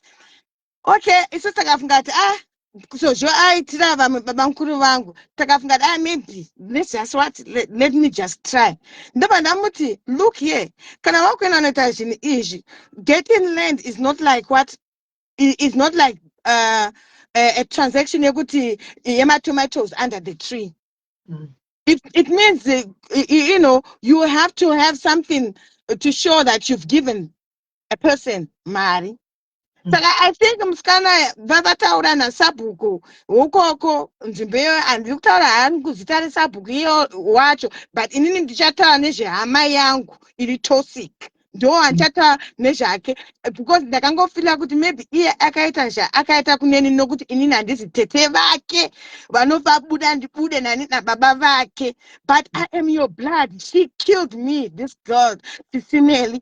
Until today I am so depressed. Ndakafunga zvese zvaakandiitira musikana uyu ndinochema nokuti ndinoshava kuti ndakamutadzira chii musikana uyu. Akatora mari, I think akananopa murume uyu mari, maybe vaitodanana naSabhuku uyu. Vakati tinenge tichingodya mari, tingoti chii, iriko land. Kwakatengwa makabhini kuti zvinondoiswa ikoko. Bicha takaudzwa kuti chibvisai zvinhu izvi, land is not there. Okay, fine. Ndobva takupiwa kuti kumwe takaendesa makabhini ikoko. Takapiwa same statement. Inini ipapapo Sisimeli ndandatumira mari yokuti land yacho ifensewe, and ndaita maclub, mari dzemaclub sikandirana ndichiti I want to be able to develop this place, so let me do mari dzemaclub. Sisimeli musikana mari dzandakamutumira inini kubva kunoko kuti afense land yaya kwakanzi aiwa kukudiwa mari yefireguard. Inini ndikuchaya kuti fireguard chii, I don't know all these things because handina kukura kumusha kainini. Apa ndiye nokuti kungosiya kanzvimbo kakadai so kuti panobuda kana kwakaita moto or something like that.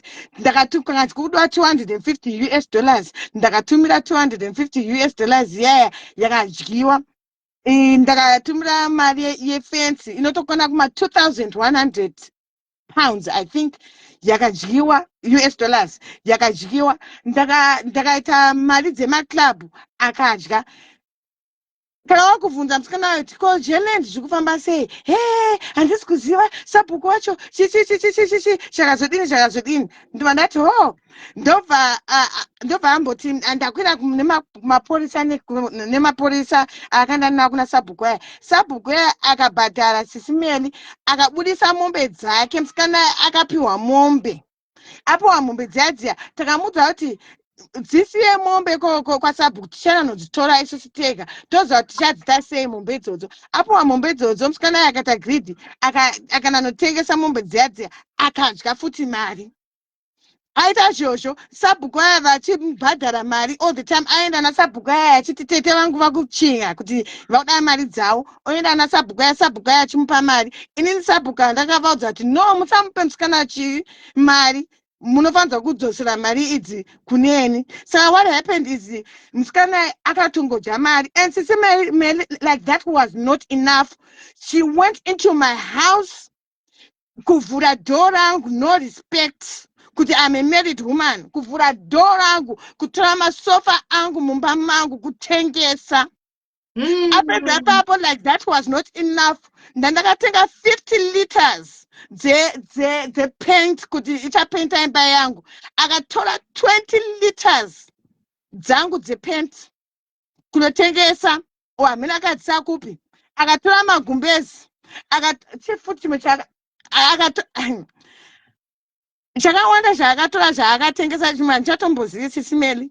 Achita whatever zvaaita, aitonzi pamagrosa okumba kwedu vaimuziva sebinga, achitengera varume madoro nemari dzedu.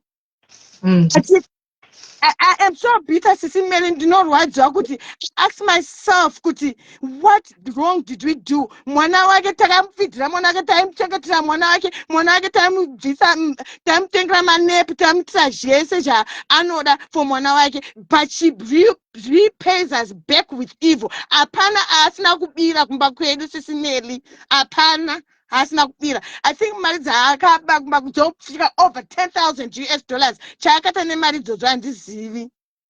Inini pandakadzokera kuZimbabwe ndichidana nomusungisa, mai wangu is elderly, so I did not want to kill my mom. I didn't want to kill my mom because of this girl.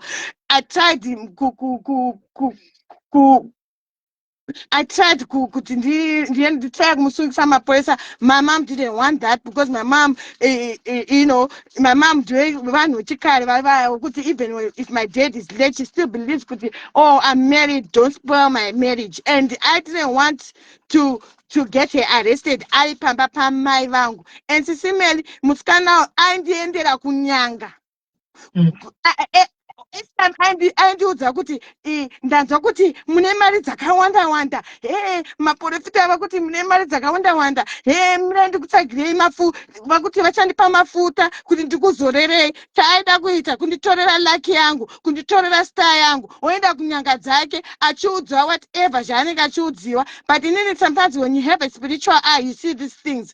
Ndaenda kuZimbabwe last time akanditi kuneni ndakaenda kupi saka rubatsiro ndakanzi nditenge akanzi atenge candle regreen nered nemkaka nemazai. But inini ndatoudzwa nemufundisi wangu kwandinopinda kuchechi kuti anzi atenge nenariti kuti andite sei to silence me. Why are you silencing me? What did I do? What bad did I do? She actually confessed that, tell me that, oh, I was told to buy this, but she could not say because she knew she wanted to silence me. But to me, it was a confirmation of what Chandanda wrote and Chandanda Utswanan. Na pastor wangu. Sisimeli, out there they are very wicked relatives. You know, I've now learned it's better I keep to myself. I stay on my own, on your own land. Because no ndakavhunza mai vacho kuti why inimi musina kutiudza kuti mwana wenu anonyepa. Makabvunza kuti mwana wenu anonyepa. Knowing kuti my mother is elderly, because munhu anonyepa sisimeli is prone kuti achaba. Munhu anonyepa is prone kuita chinhu chakawanda. You know, I get so worried kuti, you know, she had access to so many things. I get so worried kuti maybe imba yangu akaitengesa, maybe akaita whatever zvakaita, you know, nechinhu chakawanda. I get so worried. So I just said, you know what, I need to come and vet myself out and tell the world, you know what, be careful of vanhu kune inbox achikudzai kuti tikukuitai zvakati. Vamwe vacho vanenge vachida kungodya mari dzenu.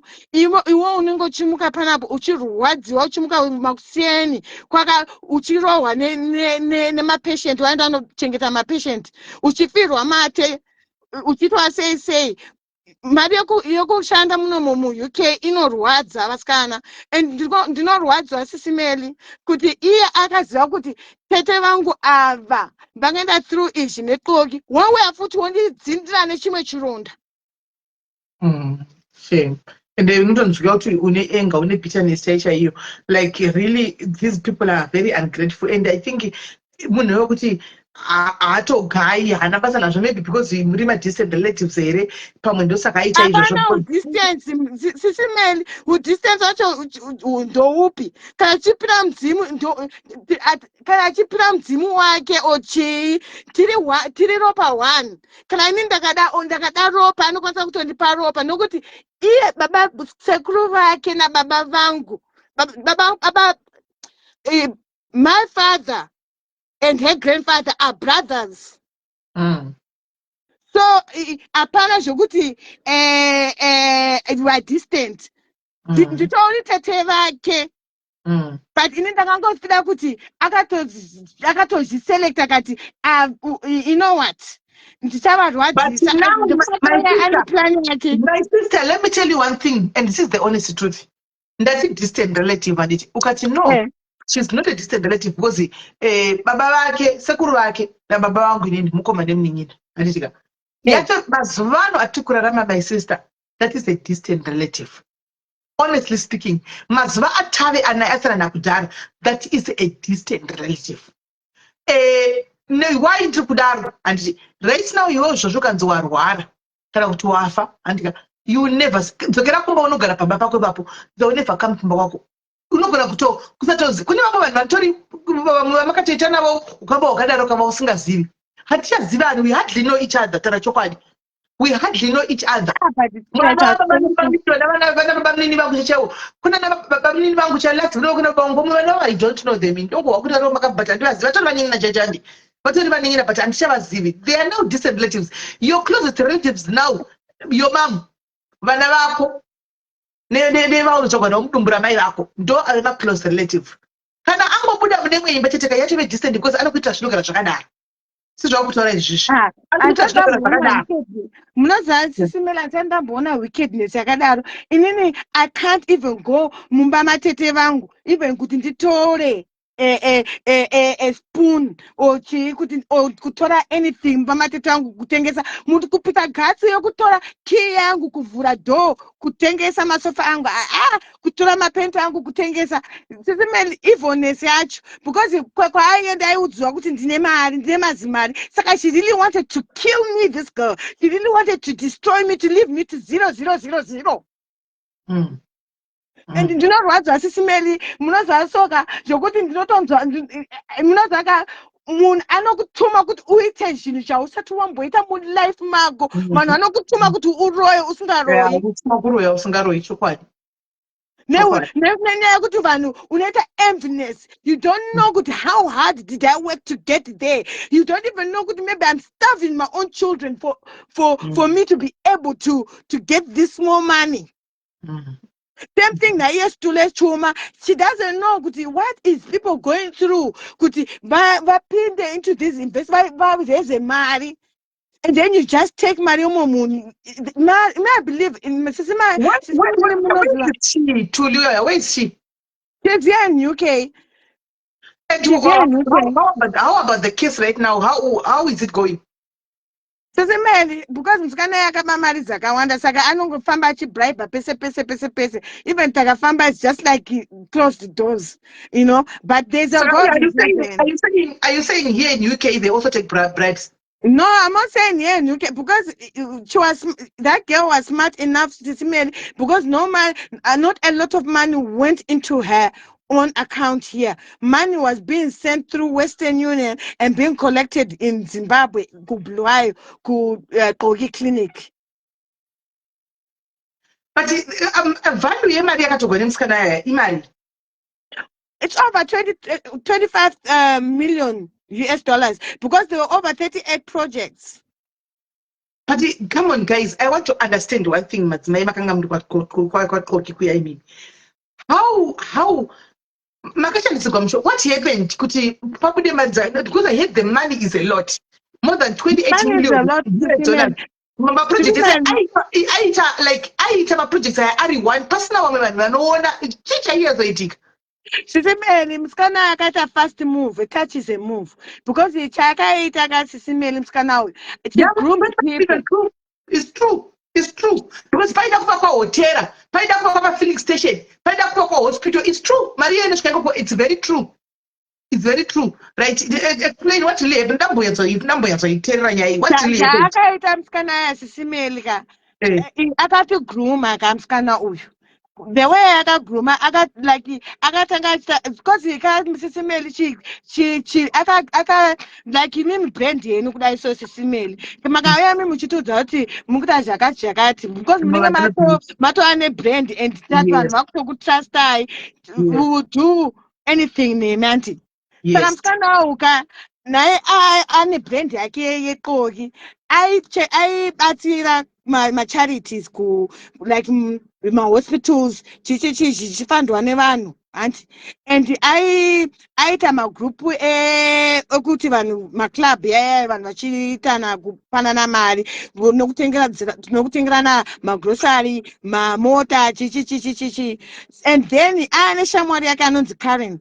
Shamwari yake uyu auya anoshanda mubhenki auya educate one about my 7 streams of income. Saka what happened is, so at the end of the day, zvinhu zvese zvavaita zvaitobudirira papasina kana maproblems. Saka paakazouya akuti kwaane maprojects akuda kuempower vakadzi kuti mutenge malendi enu nenyaya yekuti hama izvozvo zvandikutaura dzikukubirirai mari dzakawanda, but iye ndiye akatozoba mari dzakawanda kupfuura even hama dzacho. saka ndokubva saka akatouya ari in a very smart way zhazha ndofunga futi akaita mushonga futi nokuti akauya zhazha zvesmart way zvokuti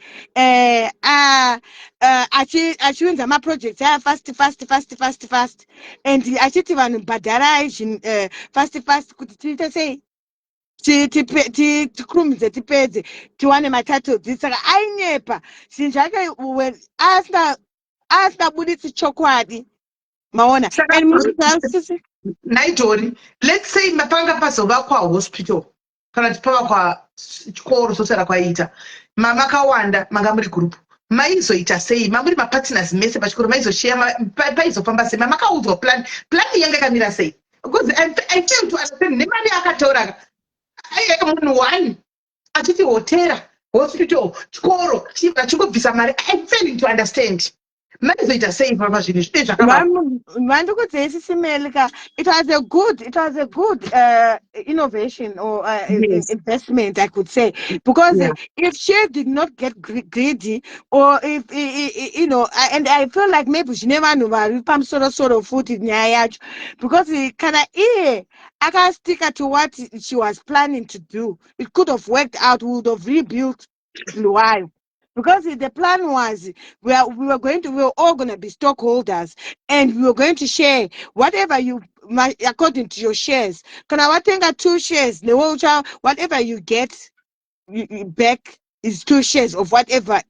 Tawana kana chiri chikoro.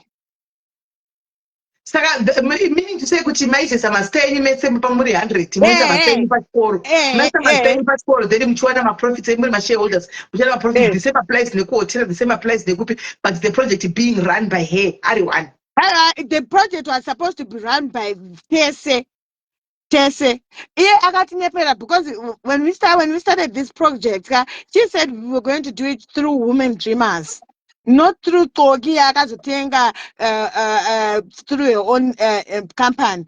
She said we were going to be buying this through women dreamers. So behind the behind the scene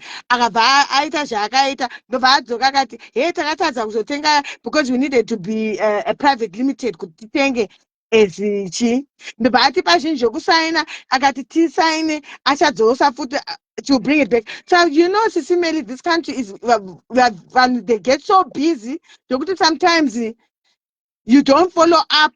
So that is how she managed to steal such huge amounts from innocent women. But honestly speaking, did you see it was a great plan? Yes, it was a good plan. But did you think it was going to be in motion? Pamazimba, when it's a Zimbabwe, somebody heading that kind of project, that big man. Because Simeli, because of, I think that's why I said to you that because already she had groomed people, so we believed in her. We believed that it was going to work out, and we really, really believed. Because Simeli, as for me, I was on almost more than 8 projects, and ndakatenga kubedside, ndakatenga kunondwani, ndakatenga hospital, iyo hotera yacho nemafuel escotini school, ndakatenga all that because ndakausa ma-savings angu, and funds that were supposed to be for my retirement plan. Now, I don't ever think I will have that kind of savings that I had, because akatora akazvidyira. And ipapapo chinorwadza Sisimeli, ndakabhadhara mari idzodzo kuna iye hanti dzemaland yaya, and then ndobva akaita imwe inonzi Qoki Lamanzi. Aita Qoki Lamanzi yaya, ndobva ati ini ndobva ndaijoina, takatenga chirigi chacho tachitenga. Ndakumuudza kuti inini handisisina land, nokuti iwewe hauna kutipa land. After 5 years hatisati tawana land yacho, saka ndinoenda nodhila kupi, ndodhila here in the air. Ndakaudza kuti I should call it my loss.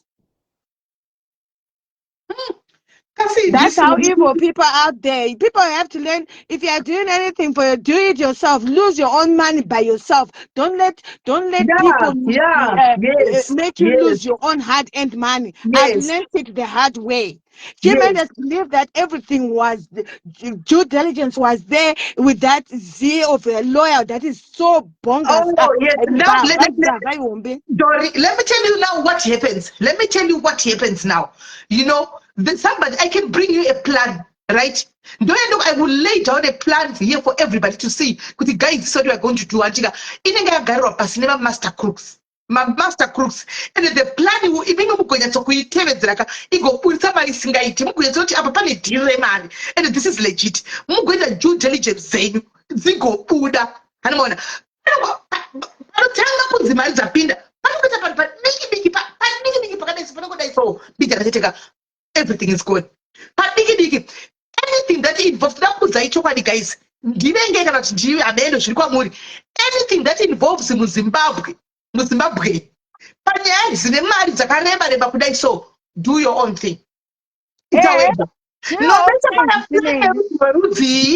maona vision 2037 as long as it has got a Zimbabwean person involved that thing, stay away from such projects. Because we are our own worst enemies. Because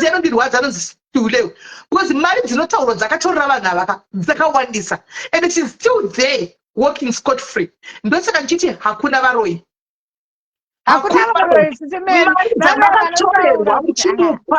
Zakawandisa woman. Marriage to 20 million US dollars. Guys, imagine barkunzi bano hotel. Chima dzeba barkunzi bano bakashipatara. Imagine seconds. Ponzi barukwa kwa chimwe chi manzi mukutega magonyeti. Handi. Pane pakaita vanhu vamagombi sisimele akaita maprojects akawanda akaita maprojects agonyeti kuchiuda mari saka maprojects ari ega on their own akafeila nematrucks acho akafeila akaita zvebhazi zvakafeila then isoso you know ipapa paita zvese izvozvo achingowinza akazviwinza zvakawanda stereke at one time kuti akurumidze kuta sei kutora mari and then abva afunga kuti achangoramba achingoda sei achitora mari dzevanhu nokuti vanhu vomuuk munoona sisi meli mashandiro atinoita ka sometimes haukwanisi kuzota follow up but iwe unongo chibhilivha kuti chi uyu munhu takatomubvunza kuti isisi hatisi kuda kungoita charity work tinokumbira kubhadhara vanhu tapiwa hanzi tipeiki munhu ari muuk tapiwa nyaya imwe ine vakadzi vanotori powerful vakajoina vakaisa mari muno muuk zvari kutaura pese vakapinda muno muuk nyaya ine makore they went everywhere here in UK nothing she's moving she's working she's here vakadzi vese remember maround aitigwa muno muuk haana vanhu vekuafrica ndiye muno muuk nothing happened ine makore nyaya how many years now 5 years simeni yes the COVID dzatakashanda papa when it was life or death uchienda kumahospital uchase uchafa muhospital uchiti uchifunga kuti ukuinvestira vana vako usingazivi kuti mwari watunoti pakaipa I don't know so I heard kuti anzi bhengi rake rakavharwa here something like that and where are you now muri kufamba papi I don't even know kuti bhengi rake ndinatombozivi sisimeli zvikuitika because inini ukoko kumain group kwake kwakavharwa but what I know is people are working behind the scenes kune vanhu who are working behind the scenes but we are just trusting in God as I'm trusting in God kuti uyu hama yangu uyu mwari achamurova neshamu. Yeah, because nyaya isi kuti mungaregera mari yakawandisa guys. You guys, you need to do something, guys. You need to do something. Mari yakakutora yakawandisa mari yakakutora. You need to do something. Andizive hangu chinogwadza manje kuti iko zvine zvanonzi vakamutora aida kubuda kutiza muno vakamurambidza kutiza akatadza kubuda but now anenge ari muno ende ikagarisa inopesera isina value nyaya yacho handimaona yagarisa value and chinorwadza kasisimeli chokuti even koko kana uchina kumaloya okubhlowayo okuZimbabwe koko tatova like money machines because vanenge vachingokuchaja my ridiculous monies wozofunga kuti is it worth it but I call it my losses it is so zvo ndiri madliwayo wacho ndoita sei. Yeah, but the honest truth in Tabile, the time frame yawandisa, guys. Ngataure chokwadi yarebesa 5 years. Now talking about 60. Because on 7, 8 years. Inopesera yazongo siwe yova yongo ameno. Let's wait and see. But the time frame ka apana chino batadisa kuti evidence eseba nayo. Vango bataiba because they do have the evidence, right? The fact that they refused flying out of the country, the fact that they seized their house, it means they've got a solid case. But the time frame, guys, time frame drop you just like that. You need a 6-7 months ago, but you decided to close the case just like that. I don't know. But anything, guys, that is to do with Zimbabwe, and imagine a project in India, please don't, guys. I just think even kana ari murungu, even kana ari mu Indian, even kana ari mu American, ita zvinhu zvako wega. Dzidza kuita zvinhu zvako wega. But urase mari yako wega. Nokuti kurasa mari through umwe munhu inorwadza sisimeli. Inorwadza unorara une BP. Tato developer high blood pressure, tato developer physical health problems, mental health problems, vato divorce nevarume vavo, vamwe vakatofa, vakatita stroke, vamwe vari bedridden. Zviri nani sisimeli urase mari yako wega. Unenge uchiziva kuti ndindaita blunder yangu ndega. Kuti uzive kuti you trusted it with somebody. Yeah, because chakuitika ndanchokuti ndozvana vasina matyira andiona vana vasina matyira nenyaya yemari idzi sezvakaita hama yako yekuti inovhura ichitorera masofa kwechitengesa usipo vana havachatyi vana vasina matyira so chiimajina muna nditaura kuti ndinozvifira aunganza okuita chivindi chekudla mari dzevanhu dzakadaro andinoona chivindi chacho because kana wadla mari dzevanhuka unofamba chikuchekwa kudai unouta uzivi kuti bullet rinokunama papi hautozivi kuti uri kubatirwa papi unogona ngorohwa nebanga musoro unogona ngorohwa nebullet autongofamba upenyu here vasikana wokufamba chikuchekwa kuti hakuna nokuti tara chokwadi sitonayaka chero mukati kuzimbabwe chinzi protected ka motambaini protected kupi motambaini vanoprotectwa ngapadayi pese 24/7 here anorohwa ari payadhi pake ipapo ndopanorohwa akaprotectwa kudaro ipapo ndopanorohwa because chamunofana kuziva guys hapana pasina loophole hapana pasina loophole ivo vachamuchengetedza vacho panotorioneyo everybody has a price mugogodza izvo munobatsirikana anolaitwa ini mwena zvokutamba ini ngaende kuzimbabwe vakadya madzenzvishoka ngaapapinde pajoseph anopabuda ari mupenyu kujobheka anenge because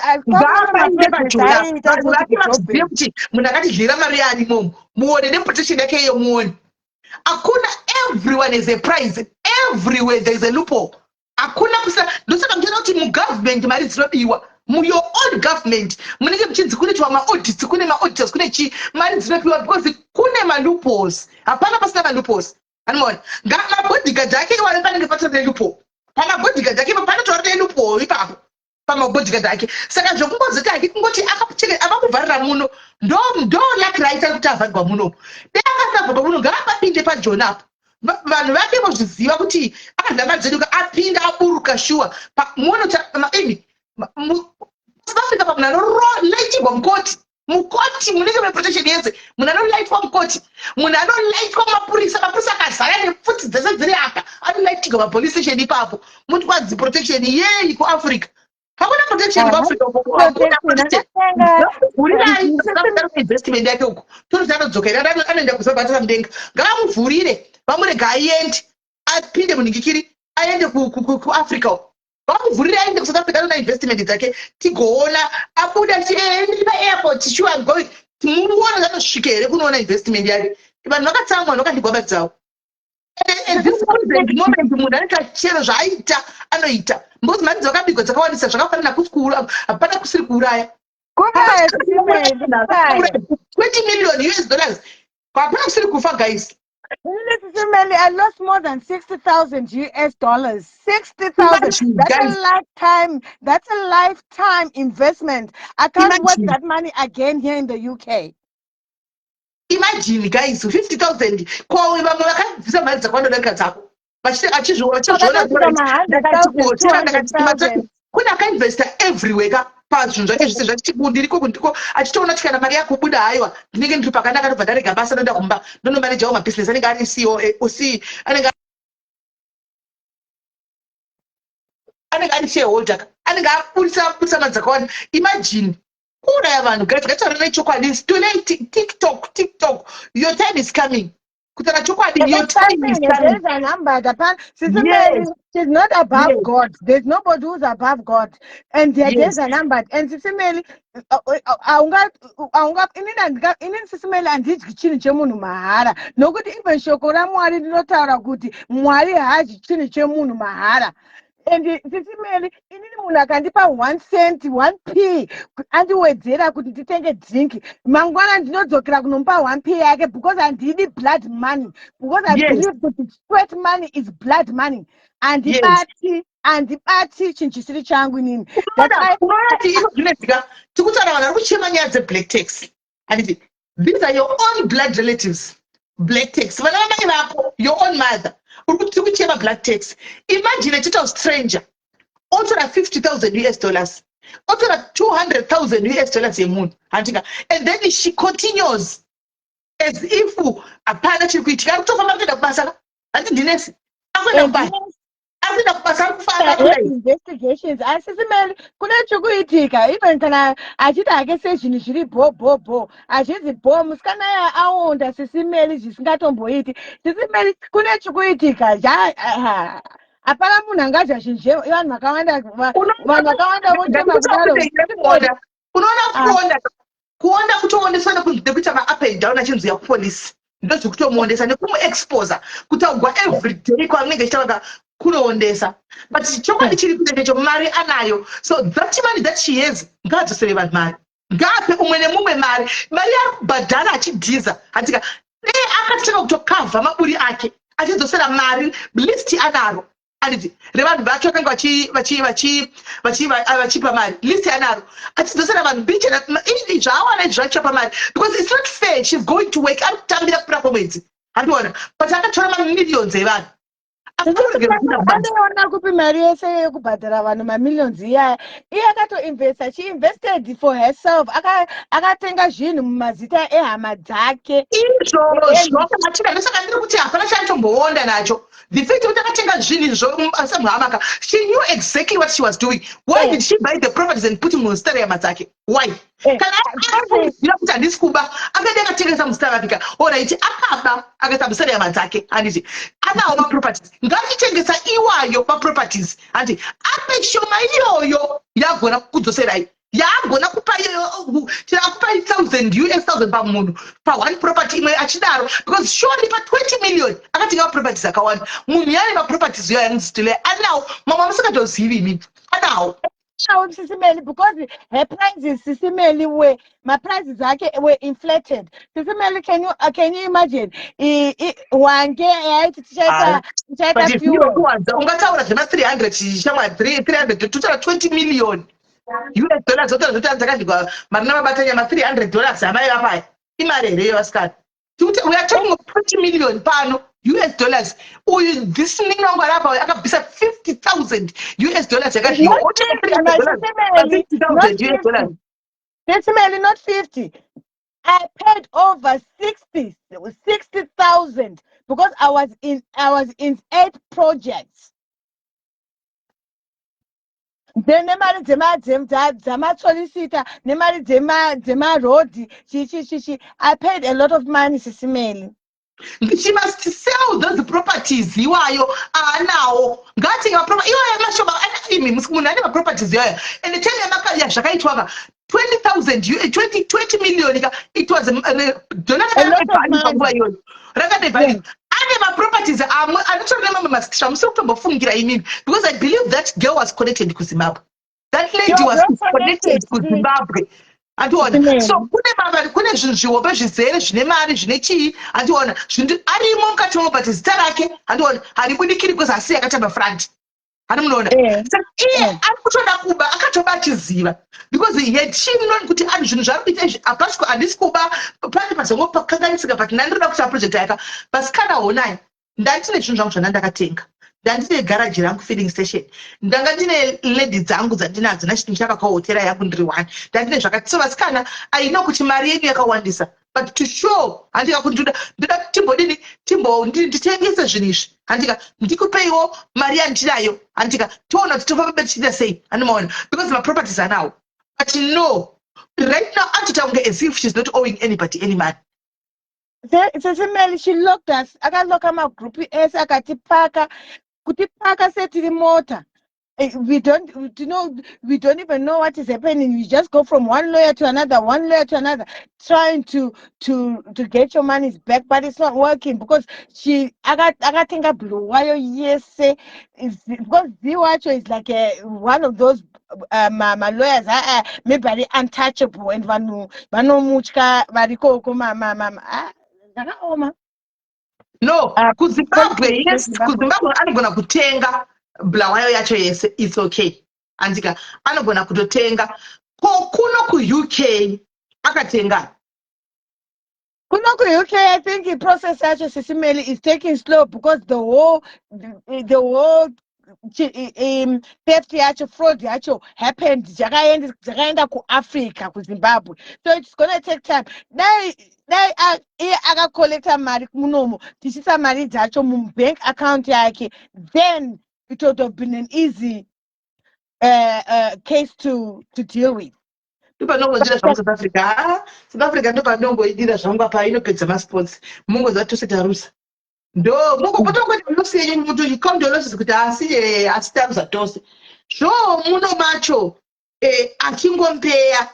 achingombeya kuZimbabwe kwacho moti ari protected ari kutonha nevakuru ndovanenge achidla navo idzo mbavha dzinenge dziri mugovernment kweduko antimaona then you expect kuti pane chinoitika ipapo Sisimeli ka chinhu chavanhu vasikazika mari dzemunhu usati amene mari dzemunhu hadzidyiwi mahara ine ndinotya ini nhangu ini ndinotya zvinhu zvakadaro ndingadya zvimwe but mari dzemunhu kana handibati syndicate here mukadzi I think it was because I think ine mabig shots because naye haisi kutombonzikanwa kuti ikufamba sei Sisimeni but inenge ine vanhu vahombe mukati haine because mari kutaura pamari yakawandisa koma musina mari $20 million guys vanotopindira vanhu vakuru apa because pane chingwa chavo pane kati vanotopindira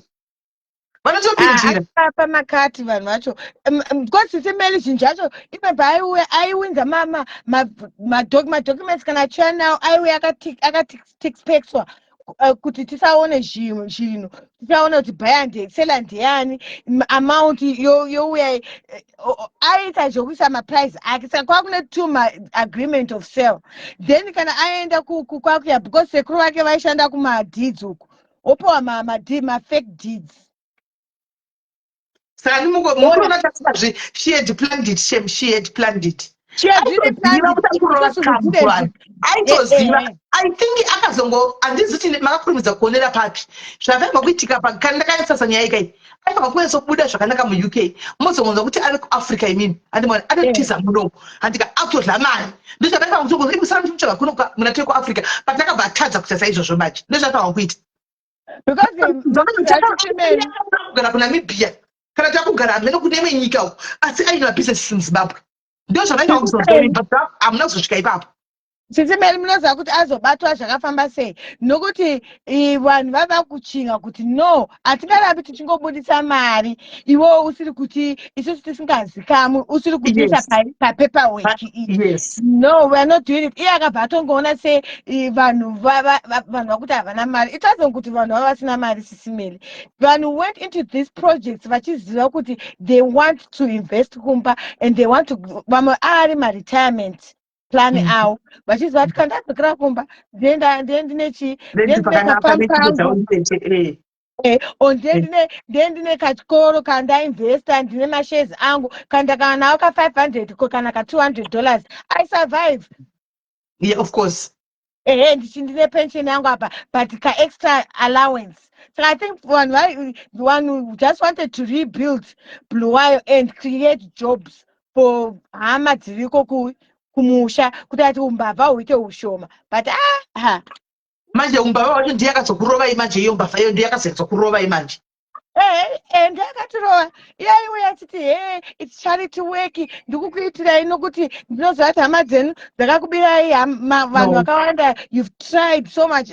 People, we have to be really careful. If you work hard for your money, please protect your money. Protect your money. Guide, safeguard. She planned it a long time ago. She planned that before. Angatozviplana ndosaka muchiona kuti pamakazosvinura imi masunza musoro makudai paperwork chaiyo trailer paperwork yake most of it haina mari iri muno, mari dzaenda kuAfrica dzinotogwa nevamwe vanhu Africa. Imimi misa kune vamasta kuna Western Union zvokuti zviri difficult kutrace. Hanimona mabhengi ekunoku mabhengi aibhadhara mari idzodzo, so she had planned it. Akagara akazviplana ndosaka musina kumbozisai mari maakaunti ekubhengi ekuUK mainzi ngadzipinde dzidai akatozviplana kuti she had planned it all along. Hapana project yaibuda.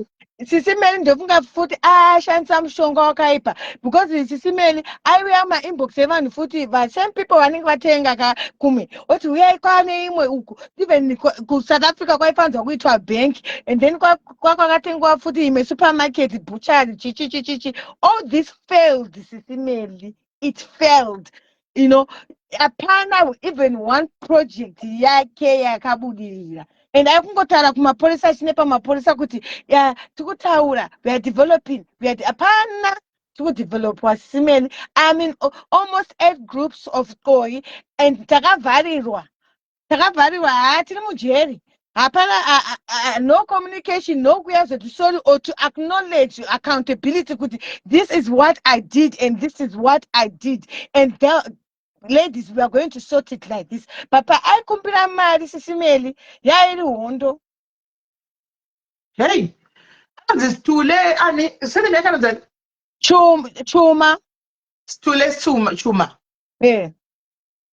That gila akaparadza vanhu man. Akaparadza vanhu. You know, when everybody trusted, you know, vanhu vese vakamutrasta muUK, vanhu vakaona vabuda, vakaona retirement plans dzavo dzanaka, vakaona vave ma-owners ezvinhu zvakawanda kuAfrica achivarova zvake. Sizimelika ine handitombodi kuifunga nyaya iyoyo because unotofa hako neBP. Inoziva because unenge washanda munorwadza kushanda vanhu vari kumusha havazivi marwadziro and munoziva Sisimeli, I really feel very disappointed kuti Stule akaita zvakadaro iye ari nesi yemunomo muUK achiona marwadziro kushanda kunoita mari munomu kuti inorwadza sei kushanda wodya over 25 million dzevamwe vakadzi apa iye asingozvipa maland asingatengi no receipt yokuratidza kuti iye aisa mari. Hamuna kuzviona nekurumidza chiti aita zvise zvaita anga atori after kutokubirai motenga nhingikiri iye hapana mari yake iripo asi muri kutenga land mese saka iye aizoita CEO pakuti chi ameno asina mari iripo aishandisa yani zvakaoma Sisimeli. But anyway, thank you very much, Dore. I hope you find healing after talking a lot. That David and Yabos you were hating. They were not on what he ate, show Pongo Shabay, cousin Yahweh. Those are another David and Aquatuli now feeling that could distract her. You are now feeling better now. But but Sisimeli, I just want to tell you the truth. It's like I no longer trust relatives, and I've just reached the judge. I couldn't and ndatozviudza kuti inini andichatombo trust umwe munhu nemari yangu because if I can't trust myself nemari yangu how can I trust another person?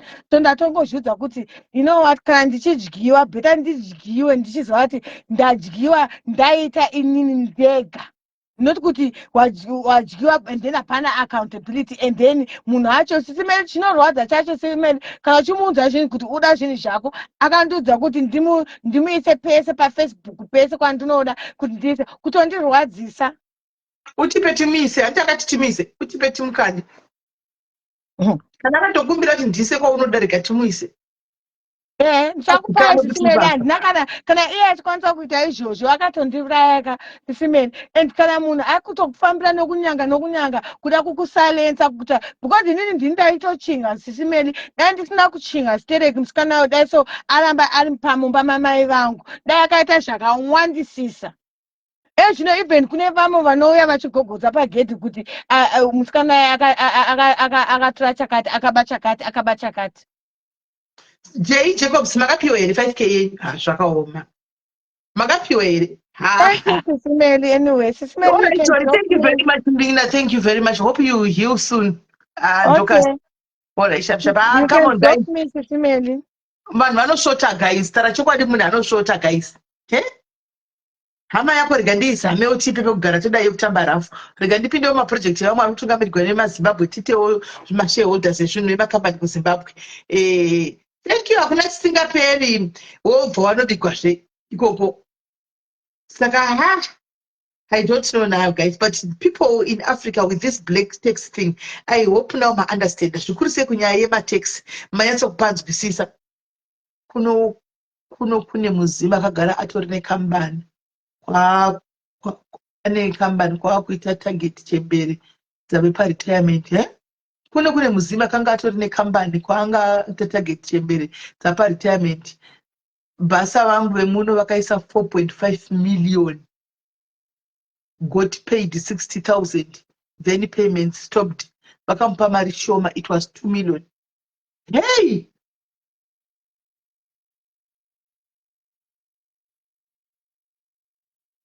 tisingaperi how are you imi guys ende zvakaoma but at least kana wakaipiwa ko zvitori nani je vamwe vakacheva kucheva mari dzakareba apa vana kucheva mari dzakareba uko but ini ndo panozokubvunza ini nangu meno let me not advocate pazvinhu zvakaipa zvinotwista kunzi makaona ku-UK vakutaura zvinhu zvakadai vakadzinga chitaura but on the other hand tikumira nechokwadi tikutoti we are fighting for our sisters vakatorigwa mari apa andika but as usual wapazishek 1 2 3 vanozotora nenarrative yavanoda saka regaitosira ipapo animoda but zvokugorwadza kuti vatorerwe mari just like that nemunhu ndongoti ndikuinvestawo ndikutogadzirawo future yevana vangu ndikutogadzirawo retirement plan yangu andika kuti ndozvinogara pamba munhu wokutorera mari yakadaro otoramba achito hashowi rimosi hadini vakomanaka mari dzevanhu kana mozogara ini ndopatizomboti meno handizivi hangu handizivi ndopatozomboti nyaya dzemari dzevanhu idzi dzakaoma idzi handimona dzakaoma ndongozobatikana kana ndichiomwe munhu achinditi Sisimeni mpafa ndozombozobatikana kuti vakomana ndite hure mundite muroi mundite chiba kuti mbavha wakomana mbavha yakambobira munhu akambobirwa vakomana akambobira munhu kana sende zvaro kuti uyapa umire apa utaura kana kunoutaura ukumotiri kuno rimwe peji kuti ndauyawo vakandibira shuwa haawanikwi asi unosvibisiwa kuti ibavha vakatobara munoziva zvinoita nenyaya dzemari dzevanhu munorega kutaura nyaya mbavha idzi mbavha dziripo idzi dziri kuba live 99 mubatsira ndevana sina kana vakambotobira vari kutogwira kuti this is so wrong this is so wrong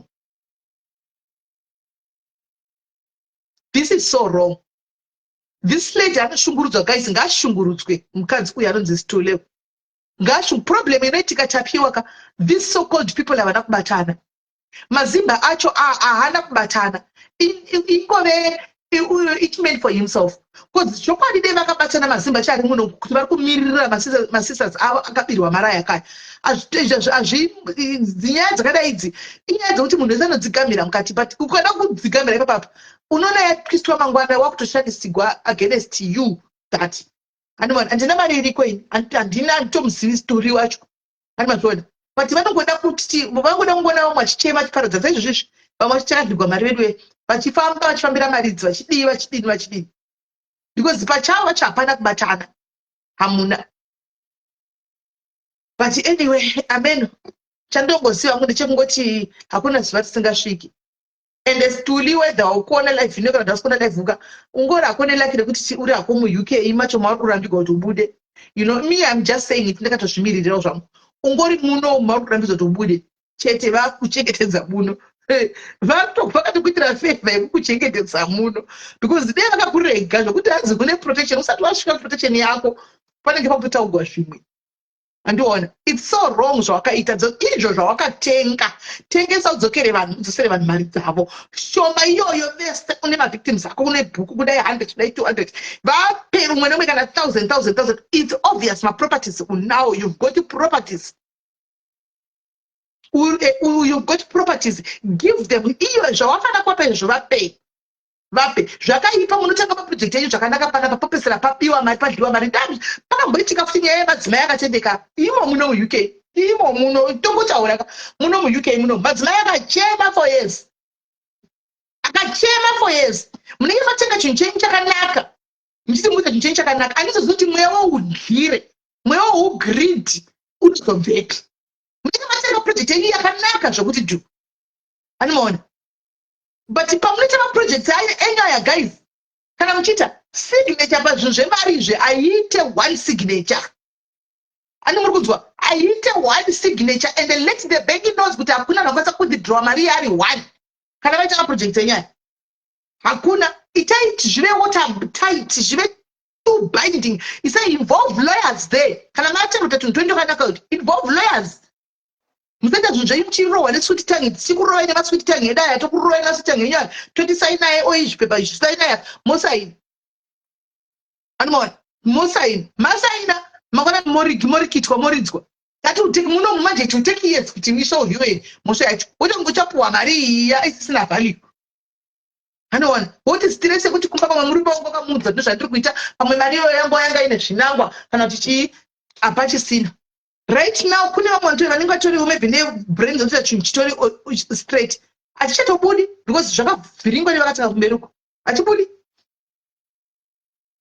hanzi mirai ndigomutsvaga sei ndichida kuningirira munhu pandamukati ndaita sei mufoni. Hello asi chandinoziva sisimeri sezvakaita uno munhu uyo akabira vanhu mari dzakawanda mamiriyoni atiri kudzwa meri zvazvinoita pazvinhu zvei kana asina kuisa vana vake akaisa hama idzodzo ndo dzichazoti gore raanodzokera kuzimbabwe ndo dzichamukitisa vanamuraya kuti vasare nezvinhu kuti asare nezvinhu chamuraya ake nezvinhu izvi. Yes, if nezvaanogona kuya achiti mari dziri kubuda kungadziuye tibhandana nokavhakavha malori but ndiri kukutaurirai chokwadi mwari vari kukudenga haasi kuzombofaka benefita pazvinhu izvi atinozvitora zvese hatizvisambitaraki kozi zvinhu zvekuba mwari vanoona mwari vanonzwa. Yeah, it might take time but mwari vanoona ende mwari vanonzwa. Mainini kune vanhu vakangwarisa mulife mumazimbabwe ekuti chokwadi kutaura chokwadi munopedzesera kusasa nekunzwa nezvekunzi kuzimbabwe nekudyirwa mari hama vatorwa vatiuya neiye anongoema kuti iye oita pfungwa dzakangwara imi moita kunge musiri kuziva otanga kuita vanhu daimabva mazoda iye achizva kuti ndiri kukukamai opedza asi mwari variko vanhu ava ngavanamata asi chandinokuudzai ndiri my words haana chinhu wani chaachafakaisa muzita rake chi hana imimi ndakambotaura kusora nezuro vakomba ndikati ityai munhu anokuvinga usavhunduke munhu anokuvinga fairfair because mupedzerana but itya munhu anokuchemera ari muchikona. Imagine vakadzi vese akoma mainini inini 7 handinyari nezvandiri asi nhamba yangu ndokunga maiona kune advantage yekuti nekuti ndiri grade 7 kwaitika zvakati kunokuda kutengeswa ndakatoroverwawo mari naizvozvizvi vanhu vari kuzimbabwe kudziri hama mumwe ototanga kuda kutoti iye ari kuyunivhesiti iwewo haunombobvira wakasvika kana kuyunivhesiti kwacho but ada kutoteka advantage yekuti uri grade 7 wobva akudza kuti imimi makandibatira pakati ndozobatsira vana venyu iye ati vakaenda yake iwe usina vanhu variko mazimbabwe asi uyu haana chinhu kana achitonzi ari kundinzwa ari pafacebook ari uyu kutaurira chokwadi munhu iwewe hauna kana chiri chauchakokaisa muzita rako ende uchafoti uchapa uchitambura ugofunga ende uchitaka kufunga mari dzisidza wakapiwa nevakadzi ava vemuna va muuk uchitaka kuziedza dzifungo kuti paya ndakasipa 50,000 paya ndikasipa usina kana ndokwazvikwa ndokumagumo kune nyaya vanhu vakauya kuchando regreta wadya mari yako pane kuti upiwa nemumwe munhu nditerereseiwo vanhu vese vakaya usapiwa idea yekusimudzwa nemunhu atadza kusisimudza ramba itibheta kutonzi akaenda akanodya mari haana chaakabudisa pane kuti nezvinasi uchemenedzera remumwe munhu kuti akadyira mari idea yekuyaaipiwa nemunhu kusevha itongamboipiwa nemunhu here that idea izvi nezvindefunga munogara makataura nainini kuti everyday vanhu ngwarai musadyirwe kani mari musadyirwe mari njodise mune vanhu ivava ukangona munhu akuda kuyozokurongera mari yako kuti yako iwawo zvaunetu kuti besta pasiti ukangoti abcd hakuna zvinhu zvakadaro nditoziva kuti uyu atokutakati muupenyu nhasi ndisakati ndinoti vakoma nyaya idzi ndakudziramba handidi kushandiswa nekuti ramanoita muromo wangu kuti nguchabhenda kuenda pasaidi handi nhasi chai manje tave ndamuka pamasikatanayi ndawana kuine meseji yekunzi ndoda kusara nemi nemumwe mwana wangu panapa sisimeri ndikati oright ndobva ndati handizizvo handikuda kuti ndinobika ndigokurudza kurarega ndimufonera mubva ndamufonera handiti ndamufonera munoziva nyaya yandiudzaka ndateerera nyaya amwe ndachipedza ndikati unoziva ndi chii handidi kushandiswa handiwana that's just last week I was on about nyaya iyi ndine mazuva ndishara about nyaya yekuti chiuya ndichitaura kuti guys kune mavictims kune vanhu vakadzi vauya vakaona takatarwa mari nevarume kune vari magulano vari kudai so handika the same yakataurwa vhiki rapera pasenapo wakaona kumastora zuro wanotorerwa 3,000 nhasi just like that unopa munhu wausingambona munhu ari mujere munhu anoita munhu anga ari mujere kunge munhu achikupa kurohwa ne400 yakadaro 2 days 3 days wangatopa munhu 3,000 wanga wamuzivirepi handidi kuti handidi kuipindira nyaya yako pedzera nayi handayazoramba i ndinoteera maconfessions atira zvisingaiti kune vanhu vari kunorombera kutota vanhu chete yes sweet tongue akasvika achitaura zvakanaka pamuri munobva maitoti pfungwa idzi kana picha uyu munhu ende yakutoinjo inonzi bobway akuswera kutotanga kunamata nezvazverowo kupinda pautsotsi kunokurohwa chitsotsi kurambera pichatokuchakatipa pamuri akakudze ndobvanazonai tobvaitaitenderedza imimi makamudza kuti vanohodha fish nemaputi nemakutengesi hanzi imimi zvakutaura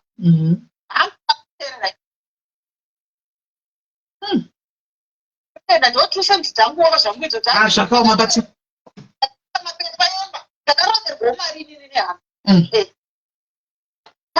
kuti kuikwira kuenda kumusha i2 chakuti kuenda nekudzoka handitika mari ini padodauro iyo yandakarongerwa iyoyo less than that saka ndofambira iyoyo here mapepa ari agent nai maini no aiwa hazvisiwetiti yakarohwa mari yakatozotanga kuti kutsvaga mariyo akaipa handiziva kuti zvinombofamba sei vedibeka handizivi kuti ndii nhamo here kuzimbabwe uku tichichika levhu ratasvika harisi riri vakomana levhu ratave aiwa harisi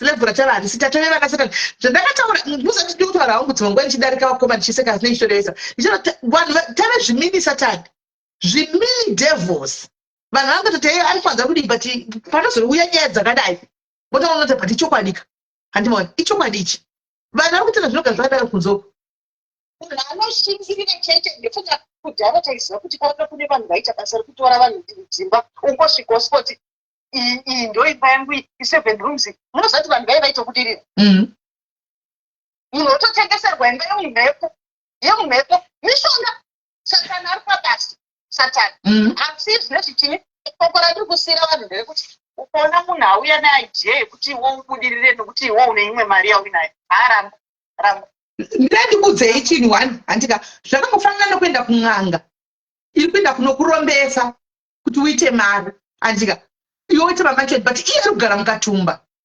iye vana pasina chikora vana mari school fees vari kudzingwa asari kupa mari iwewe kuti ndoda kuti uite mari iwewe uvake mamanjonzi ako uvake mota haumuzivi haunokama naye iye ari kutambura kunani nokudzezvironda but ari kuda kupa mari iwewe mwoyo chena weiko kubvisa mwana wemvana madzihwa mwoyo chena wei pandinobva ndadzokera panyaya yamataura pamusoro pen'anga n'anga kana ikakuchaja $100 iyo ndo yatora real money yakachena iwoyo uda kukupa ndo ichapedza dzinza rese nevana vako ugozotambura izvozvo pane dzimwe dzatinotonzwa dzichidedzera imari yacho haina kana nebasa rese yakatora pamwe yatora 200 yatora ndo the real money ukazomuona izvozvizvo netumari itwotwo vamwe wacho vakangwara manje vakutoita tuprojekti twouku twai tushomashoma zvokuti ukatoona anotorarama nenyika iwowo pamamiliyoni miliyoni yekudii miliyoni yekudii ichikupinza makwenzi mangwana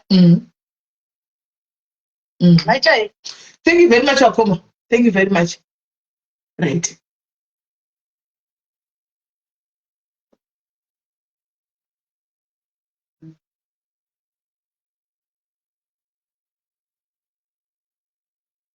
Handi maona greed ndo yazara pakati pedu guys, ndo yazara handi mazviona ndo yangozara hakuna nganga inetwa ndindokupa kuti ndanoita mari handi maona iwe okupa mari kuti unoita mari asi pamba pacho pari kugara dzimba dzoda kutowira mukati saka where is the sense in that guys? Where is the logic in that?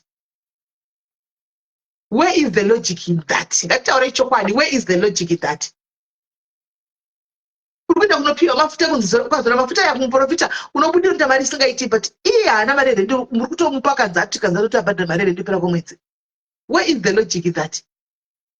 Umbavha wega guys kungobirana chete kungoitika be very careful guys projects aya munonchitanga kana kudini ameno pakuvaka apa kana uri kuAfrica kana muri murume nokadzi itai kuti muchinjana minde zvataurwa naKona kuti na masidziva kuti unganidza material yako yese usiko kudiaspora ka tenga material yako yese iunganidzwe antika yese iunganidzwe yese then paunowacha annual leave yako pepa yautravadisa unyatsogara kumba antika kana material yakakwana vanechova ipa unotosiya yatoenda zvokuenda chako chaiko unogara 2 weeks 3 weeks uchiona project yako ichifamba uri paground animona uri paground because guys black tax apakaipa alokola musheka chani ndinotaurawo nyaya yakandibata ndikitaura parujekerere ndinosununguka last year pana bamukuru wangu vairwara mukoma wababa wangu ndiye ganga asara ari baba inini baba wangu akafa bamukuru wangu akafa saka vakasara ivavo ndovanga vasara vari baba saka ndakapedzera kuona December 2023 patikaenda kumba ndakaona kudaro vaingoti handisunzwa zvakanaka mudumbu mangu muri kurwadza semunhu aifarira doro ndaitwa vanogara vega vangu vari bachura vane vana but vakaita vana nemadzimai akasiyana siyana saka vaigara vega.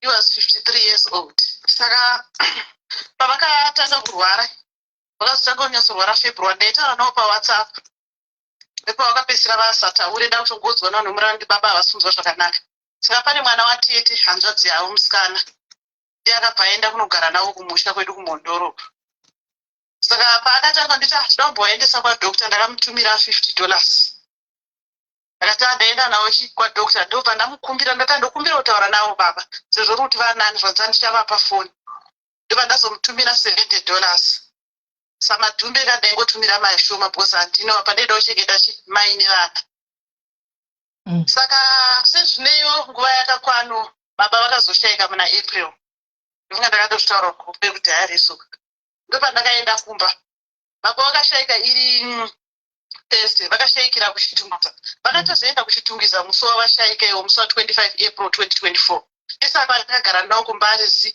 namai vacho mai vacho vakazotifonera kuti andoda kuti anoona hanzvadzi yangu yasunzwa zvakanaka ndikavaisira mari kubva kwamurehwa ndokuenda kumhondoro ndikati akagai ndikusei mari yebhasi tete ina handina mari saka zvadaro baba vashayika ndobva ndakamuudza ini ndiri pafoni ndikati ndaikumbirawo kuti siya baba vari kuchitungisa hospital tataurana nevamwe vana vavo tata tinozobhadhara mari yemoshari inini asina kuvaisa papolisi bangura saka ndakamuti siya baba vari kuchitungisa hospital thursday iyo inini ndasvika friday nana mukoma tozotora baba kumochari toenda navo kumusha vachemwe tese tiripo ndopaakati oright vakashayika thursday usiku ini ndakazokwira friday kuenda kuzimbabwe saka ndo pandakazonzwa nemasawira avo nana mama nevamwe vana vari kuzimbabwe ikoko vana vababa vangu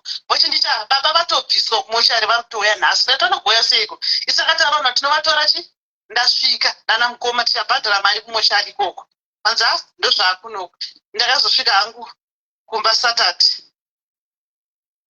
yavaradzikwa ndakasvika kumapasti 3 vatoo kumakuva vana asawira ndo vakazoti hativafushire usvika mwana wavaivabatsira uyo asvika ndopa ndakasvika kumakuva kuye ndopa ndangovhurirwa bhokisi ndobva ndavaona tadzokera kumba munongoziva masawira nemanexit do vanotaura zvavanoda zvikanzi matouya kamahuri ekusouth africa makatadza kutengera baba mapirizi emudumbu baba vaedzwa mudumbu makatadza kurapisa baba vanga vakazvipa dumbu vainwa doro ravasina se vasina kudya mba musina chikafu ndikati zvamuri kutaura zvinobvepi tete baba vaichengetwa nemuzukuru mari ndaitumira zvikanzi unonyepa mari yakatozobviswa nevanhu vecc vemdc bhozongo remdc vakatozobvisa mari kuti vaendeswe kuchipatara tezi yacho yavazofa iyo vachitosvika vachizofira vachitungisa hospital saka ndakaona kuti mashoko akutaurwa nemasawira asiri emajokes ndopandakaunganidza vanhu vese vasati vaparara ipapo chibva makuva ndova ndavaradza mameseji ese emukuru andaitumira mari kune mwana watete handinoziva kuti mukuru ukatumira mari akakolekta inokupa meseji ndakavaratidza mameseji ese emukuru bhozi ndaicreata order pawhatsapp nemukuru ndikavaratidza zvese ndikati akakolekta mari musi wakati kubva baba wachirwara machi april uno akakolekta mari musi wakati ndikamukumbira kuti nditumire mapikicha engoti data anoita se inodhura kuzimbabwe ndobva ndazviunderstand saka imimi zvamuri kutaura kuti baba washerwa mari yekuenda kuchipatara ndozvivanawo bhozi akatonditi mari yekubva kumhondoro kuenda kunhingirishini kuchitungisa hospital parudiwo $20 emunhu womotokari pekutanga ndikamupa vandopa vakataura kuti baba wakaona mbobvira enda kuchipatara vakatozoenda kuchipatara musi wa25 thursday ende kuti vaende kuchipatara ikoko thursday yachonaka mari yakabva kwanditi ndakange ndisina mari ndakapiwa mari nemadiaries kana maine kati neteam diaries ndorakandipa mari ndikabva ndaita sendavatumira mari yetransport ndomusi wavazoshayika manheru ndikapa feedback kumadhasi baba vangu vazoita se vazoshayika vanhu vakati unonyepa mari iyo yavatendesa kuchipatara kusvika kuchitungisa yabuda kumacc macc vese vaderedza vanhu varapa vanga vari kufushira gomba zveshiwo ndo zvavakandudza ndikati iyi mameseji mwana watete anga achibatika akati mari ndaishandisa kutenga chivazvanzi ipo panhamo ipapo chikafu chiri kudyiwa chiri kuona chabviswa nevanhu pamba pasina mafuta ekubikisa pamba pasina upfu mumwe watozobviswa namama wako zvakandidya mwoyo kana nanhasi akabva andibhuloka kuwhatsapp mwana watete vangu nanhasi ndiri kubatikana kuti nemari dzake dzandaimusendera dzimwe dzandakapiwa nemadiaries vanhu vakatondituka pamakuva kuti hatatongokumirira zvako kunyara wazokwanisa kuona mari yekuuya kuno kunhamo iwe waisiya baba wachirwara ndakakanyarara kandikataiwa tichadzokera kumba ndopandakadedza masabhuku ndikati aya mameseji emukura mushedze nanhasi asi kutsika kumba mwana watete akabva andibhuloka asi kutaura neni apa inini vanhu kumushoko vanenge vachitaura zvavanoda mari yakabva kuvanhu vecc vemdc vecc ndovakatenga bhokisi ndati panogoshayikwa mari yebhokisi seko ko mari yatakutumira nhasi izvo vanhu vecc vabhadhara transport kuenda kuti musi wa25 april vabhadhara mari kuti baba endo chipata ko yacho $70 yandandapiwa nemadiaries iri kupi mari vanzeye ndakatenga chikafu ndine zvikwereti apa mari yacho anga asati atoiburitsa akatozoiburitsa musi wa29 april mukuru ndopa yakandipa meseji kuti aburitsa mari ndakuda kuti ndimubvunze ndandatobhulokwa kudhara ndakazenge ndangoradza kuvanina vangu nana mama nevanhu vemuraini nevamwe vegrupu ranga ari recc ndopandakaratidza kuti mari ndaimutumira ndo proof yacho nei asi nanhasi zviri kundibata because mashoko andakaudzwa kumakuva ikoko ndakange ndatochema mashoko evanhu kuite kuchema baba kuti ndivhurirwe bhokisi ndione board view pakatobonetsa nemasawira ndopandakazokumbirwa namama zvanzi ikanga achirapisa baba wake achakuratidzai mameseji ndopandakazotukwa ndikavhurwa bhoti ndikaona bhoti view akatanga kufushira asi ndakaudzwa haikona mbijara ndakatukwa asi South Africa kwacho muri kumboitei inga mwana wako wakamutengera bhasikoro manguva dzese baba vako vaikupreza chaizvo kuti ndatumirwa mari ndiri kuchengetwa nemwana wangu pa wazorwara watadza kuendeswa kuchipatara kwabaisa injection re$20 kwadhokita wakatadza ndataa mari ndaitumira regai ndikuratidze mameseji emukuru since foni ine 8% ndokwanisa kukuvhurirai ndakavavhurira ndikazonochachiza mangwana acho Sunday kusona ndikavavhurira mameseji ndikaratidza zvese iye anga asabatike apedzezvo kudaro pakunzi zvinhu zvikusara zvichigoyo ini ndada kudzoka kubasa izvo ndanapiwa 2 days akabva atakura magumbezi akatakura zvinhu akaenda ndigumbezera amai nezvikumusha iko kurutonzina naamai vacho hauvake kuvaira hamuna chamunoita toda kumbezera amai riri kupi apa ndiye akatakura ndopandakavati ndotenga zvazi kuti mutenge gumbezero tiri kuda mombe apa mombe yacho vari kuida kunani ndiri ndega mufamily yekwayotamu sisimeri ndiri kuSouth Africa vamwe vachiri vadiki vamwe vacho kwozoitawo mukoma vakaita accident vatori pawheelchair havakwanisi kana kuita chii vari kuchengetwawo nemukadzi anori mamadomasi iri kudiwa kubva kwandiri apa ndiri madhupe anotapira 2.5 varuda mombe kwandiri apa mwana watete uyiko haachabatika ndochiti kuna tete chitaurai nekuhama dzenyu kudana amai venyu vanoda kumbezeka vandipe nguva kusvika December ndinenge ndaiwana mari yemombe iyi tozoita chinyaradzo ndovatengera gumbezerawo kuno kupandora yakachipa ndovatengera gumbezi atitavata onei zvekuita ati maizvita makangwara ndimunozvita vachenjeri onei zvekuita ikoko handina chandoda kunzwa kana mari yacho yaungana zvese zvaungana unozoya kwandiri ndonotaura nanamai nekuda kwehama uyu mwana watete wandakakura naye ane 43 years asi mwana mudiki arimo maharare kuchitungiso akandiitira utsinye hwese kuti akatadza kungodza vandichoka kuti mari yakatumirwa ndini ndinayo ndivhenda mutauni manitengesa hembe pachaji ofisa asi akandiitira utsinye anoziva kuti ndiri house girl asi akandiitira utsinye ende vanhu vese vandozoti vakavigirwa baba necc kana tikaenda kumushana pamashops chaipo nechitonyara ende vanotaura zvavanoda masawiro iwavo vakataura nyobvu imwe yekuti ndakanyara sisimeri ndakapedzera ndangoti zii ndakangoti ba chingovhurwa bhokisi richivharavhara kanombopiwa nguva kana kuti zvangodzingoona tivhari hapana chamaita zvinhu zvese zvaitwa necc nevanhu vomuraini tisabvisa upfu tirishawo kuti sei wamirirwa tandokunyara zvako dai watosvika wati vavafushira nekuda kwehama dziri kuZimbabwe vakatadza kuendesa munhu kuchipatara vakatadza kumutengera mainjection kwakuzobviswa mari nevanhu vanosapota cc nave kuti aendeswe chitungisa hospital vachisvika vachisofa ipapo vanonzi vakabva kuma10 ini ndakazodzwa kuma3 am ndipo vakazondifonera nasawira anga atoripo ndiyati arega tifonere peki timuzondo zvaitika ora tichisiya bhodhi iri kumoshari ikoko tichabhadza mari chibhadhara aiwa akabva ati hutu kutora bhodhi vaudza vanhu vecc nemotikari yavo ndobva vatakura bhodhi bva vatenga zvinhu zvese ndipo ndakamudza kuti mukutorerei bhodhi ndakutozoudzwa nemasauro abhodhi tatotora tatokumba tatoenda kumakuva rega tichikumirira since wati wakusvika parodbord nanhasi zvinondibata sisimeri pakudiwa yakugumbezera amai pakudiwa kuti ritorwe gumbezera amai racho nepakudiwa nemombe chindiudza kuti inini pachangu handina mombe asi ndakuzokwanisa kuti nditenge mombe kuti vazotora gumbezera amai nekuda kwehama idzi sisimeri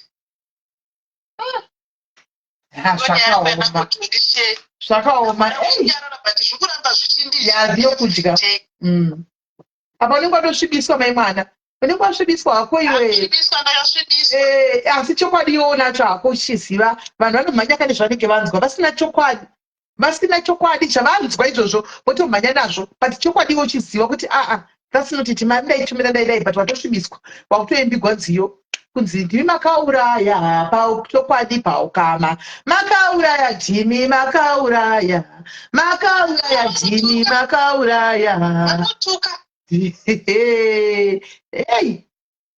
zvakaoma odaitipekwana but just kudini ndo hama dzedu dzimwe dzatisina kukamba nadzo idzo dzidzi ndo dzimwe hama dzedu dzatisina kukamba nadzo guys ndakuplaya audio ndobva ndaenda its like ndakutoenda kubasa its like ndakutogadzira kuenda kunight shift zvakare kwatoita imwe nefaenda mangwana makuseni saka kwatoita imwe shift panatonzi do you want to go so ndatoti yes I can go saka its like ndakutogadzirira kuenda kubasa vanapa isi ndichatopinda it's like ndatoda kuna shift at least mangwana ndoswera ngo ndiripo. Yeah, maybe ndosenda Tuesday morning. So I think yep, ndo patave, right? Panga pane audio so ndikaendi play audio ishi and then itobva ndatoenda tichinogadzirira kuenda. Hi Sisimele, ndandichifona panyaya ye-black tax ndachida kungotaura something. Guys, we learned the hard way. I think now people, we have to be selfish with our money, especially for black tax. I have so many relatives. Vandaitaura navo ndiri kuzimu vainditsvaga kana once in 3 months or once pagore. When I relocated to UK, every week or every 2 weeks someone will call you. Avenoti vanofunga tinofamba tichipiwa mari naking here kana kuti tinofamba sei. I remember my mom was diagnosed with breast cancer. I footed all the bills. I took her to have a surgery vakabviswa breast, vakaitwa chemotherapy, vakaitwa radiotherapy. I think that those 2 years I was just working to get her treated, and I thank God kuti vakapora. But guess what? Ndiri muprocess iyoyo kuvarapisa. People will come to me, tokumbirawo mari. Ndikati handina kunzi asi uri kurapisa mai vako wani. That's how evil people are. They are selfish. They think for themselves. Inyika zvinesisimelika. And I don't care, Jesse. I don't care whether you talk to me, whether you don't. I don't. Because ndakarwadziwa vairwara vangu. Kuti munhu anotouya kuzoda kukumbira more money just because I am sacrificing. Actually, saka unai tipi. Vamwe ana bamukuru vangu, ana tete vangu. They never contributed even $1, and I didn't ask for it. But ivo vanenge vakuziva kwandira kuti tiri kurwarirwa tikumbira mari yekuendesa vana kuchipatara. But they know very well kuti hanzvadzi yavo, or they know very well kuti muroora wavo haasi kuita zvakanaka. Asi simeni inini ndakatodzidza kuti people are selfish, and these days I'm very selfish with my money. No, shanda kunorwadza uko. Zvokutoti black tax ukasatoti womakasi unoona moto. Even for my parents, for my mom, she's someone anogara chingoti every week, every now and then. Before 15, makasi. I only get paid once a month at the month end. Kana ndakupai, you need to budget. And inofana kukwana because I also have my life. I also have a family. These guys ukasato stop aka awuweni. And ini takatozvaudza kuti no, I only get paid once a month and I have a family. And I also have myself. I need to spoil my body. I am working so hard. And guys, I just want to say to everybody, especially people in diaspora, usadyirwa mari yako, be selfish with your money. Only chip in when there is a need. Kwete kuti vanhu vanovaka nokutenga zvinhu zvinobatika iwe usina chaunacho nemari yako. Vachikuti tarwarirwa, tafirwa, kana usina mari yekuenda kurufu regedza. I have one sekuru who doesn't talk to me right now. Because ndakamuudza kuti andikumbira mari yekuenda kurufu, and for a distant relative, and that if you don't have money, stay home. Why do you want to go to a funeral when you don't have money? Yeah. So guys, no. Enough is enough. Ngatingwarei vakadzi, tisadyirwa mari, whether varume, boyfriends, whether zvimaprojects ekusimu. Better kuenda wega paground and be there uchimoita zvako wega. It's better that way. Kutotenga ticket oluza zvako £1,000, but we'll save a lot of money. Right. On that note, last week the same caller came here akataura nyaya yemunhu yehama yake yakaunza neCOS. Akatengera 7,000 and achipiwa 100. Tikaitaura pano tikati zvanyanya munhu ungapa munhu 100 here. So apparently the same tete ava vanga vari mu comment section. She was there in the comment section. So vakazocomment, and somebody commented with a ghost account palive apa kuti chingotaurai kuti amusi happy nemari yamuri kupiwa. And iyoyo, because otherwise munhu ari kutombokubhadhara ishi ma 100 iwayo. Iwe unobva kutaura kuti kudini handisi kutoda 100 iyoyo, haisi kutondikwanira, saka ndoda mari yangu yakakwana sekuti ndakabhadhara 7,000 yakwana. Zvakaitika ipaya palive ya handitika. So apparently the ghost was tete. And so after that ndobva atumigwa £1,100. Handiti maona akabva piwa £1,100. Kureva kuti aipiwa zvake ma 100, but mari munhu anga nayo handiti after auya pano palive musiya uya tete hedit vakabva vazomutumira 1,100 pounds anibona saka imeseji yatoisa hake ichoti mundisendere kumadhayaris mufunge after ipo paya pandakataura ndakazopiwawo 1,100 kubva ku$100 100 pounds. So guys, yeah, ndo zvinhu zvatoda kuti tidini tingotaurawo tichipfuura nepo takadaro andimona. So yeah guys, regai nditi zvakaoma tinoitirana paupenyu, so dei Mwari atibatsirawo mana, dei Mwari atibatsira zvake nokuti ya inini ndinoona kuti zvinhu zvinokonzereswa nekuti hatisisina rudo guys. Rudo charo rwakapera pakati pedu. Tave zvandakambotara kuti zvimamini devils zvazvi rudo hatina chinonzi rudo. Takaona nyika yedu guys, ndoda tonyatsokuona kuti tave vanhu vari handizoti ndingati kudini, mazuva ano chaiko tinoseka vanhu vakafa. We love kuseka chaiko panenge pafiwa, tinoseka zvirema, tinoseka. We no longer have that sympathy and empathy in us. Ndoda kuti munyatso guys. Zvinezvi pakanzi paita problem mufamily, andika haisisiri problem yefamily chete. Imomo mufamily imomo umwe ari busy kurikuita kuti anoburisa out there kuti nyika inzwe zvinhu zvemufamily. Andichimaona zvinhu zvemufamily. Saka munoona hatisisina that rudo hatichina. Rangove game rekungo, and everything is now a joke. Everything is now content. Munhu akati ndafirwa ndiri kuchema ndiri kurwara, anotukwa achirwara kudaro kunzi ana basa ifa iwe dei ukatofa ukatodai ndokwatave ikoko. Saka imagine guys, are we surprised kuti kune vanhu vari kubira vanhu 20 million? Isusu ndizvo zvatakuita kudai.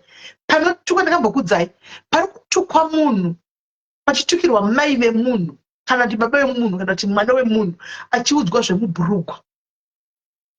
Sane people, vanhu vatinge chiti vari sane, vari level-headed, are busy kanda masters. I mean, uri wega ipapo ingozvifunga guys, just think about it. Think about this. Think about this. We no longer have love. Therefore, we have opened doors to the devil in so many ways. In so many ways. Kubirana kwacho hatsatatanga. Tichabirwa. Tigobirwa. Tigobawo. Richange rava game iroro. Because hatisisina chinonzi empathy towards one another. Pachibvuraudzwa munhu tiri busy kana kuti kanda masazituka. Come on. Ndakambosvunga ndikati but ndakakwana here ini. Panoda kuti you question your sanity wega guys. You question your sanity wega. Kuti am I okay? Chiri right here kana ndokuchanga kutopenga ndokudzidzira kurasika kwenjero. Am I okay? And that money yachiri kada kumasters. Imari yautoburitsawo yavangu kuchitobatsira vamwe vanhu. Urikungokanda pane zvinhu zvinenge zvisina kana nebasa rese. The things that we find pleasure in these days. Come on guys. Sorry, it's a Sunday. Question yourself. Question your mentality guys. Wake. The things that we find pleasure in. You come alive. Kwa chaplain piri kuparidzwa hakuna kids. Haugari papo. Hapana kids. Paita live kutaurwa zvinhu disgusting things zvinonyadzisa zvinosemesa. Wakagara ipapo ndopaunenge uchiti yes. Are we okay? Are we still okay guys? Breno. Still right? Are we still okay? The love of God guys has departed from us. It has departed from us. We are now left with the devil that is controlling us left, right, and center. And we can't see. We don't see. He is busy doing what he wants with us. And right now, wherever he is, the devil doesn't never agents out. Come on, how do you feel, guys, being an agent of the devil? You are his agent. Doesn't never agent angu pakati. Because panoitika zvakaipa pese, panotaurwa zvakaipa pese, panotaurwa you are there. Unowanikwa uripo papo. Ndo pako. Ndo kunokuwa nusuri mwewa kuti ningauya ndatowe kwatukwani nasi. Tatotuka here ningi. Come on, question your sanity, guys. Question your sanity, guys. Do you know kuti we have closed the doors on ourselves because of the things that we do? We think if phone in a bus, entertainment kungotaipa. No, it's more than entertainment. It's more than just a phone. We have closed the doors. Tega madoors edu akawanda takavhara because of the things that we do, because of the things that we say.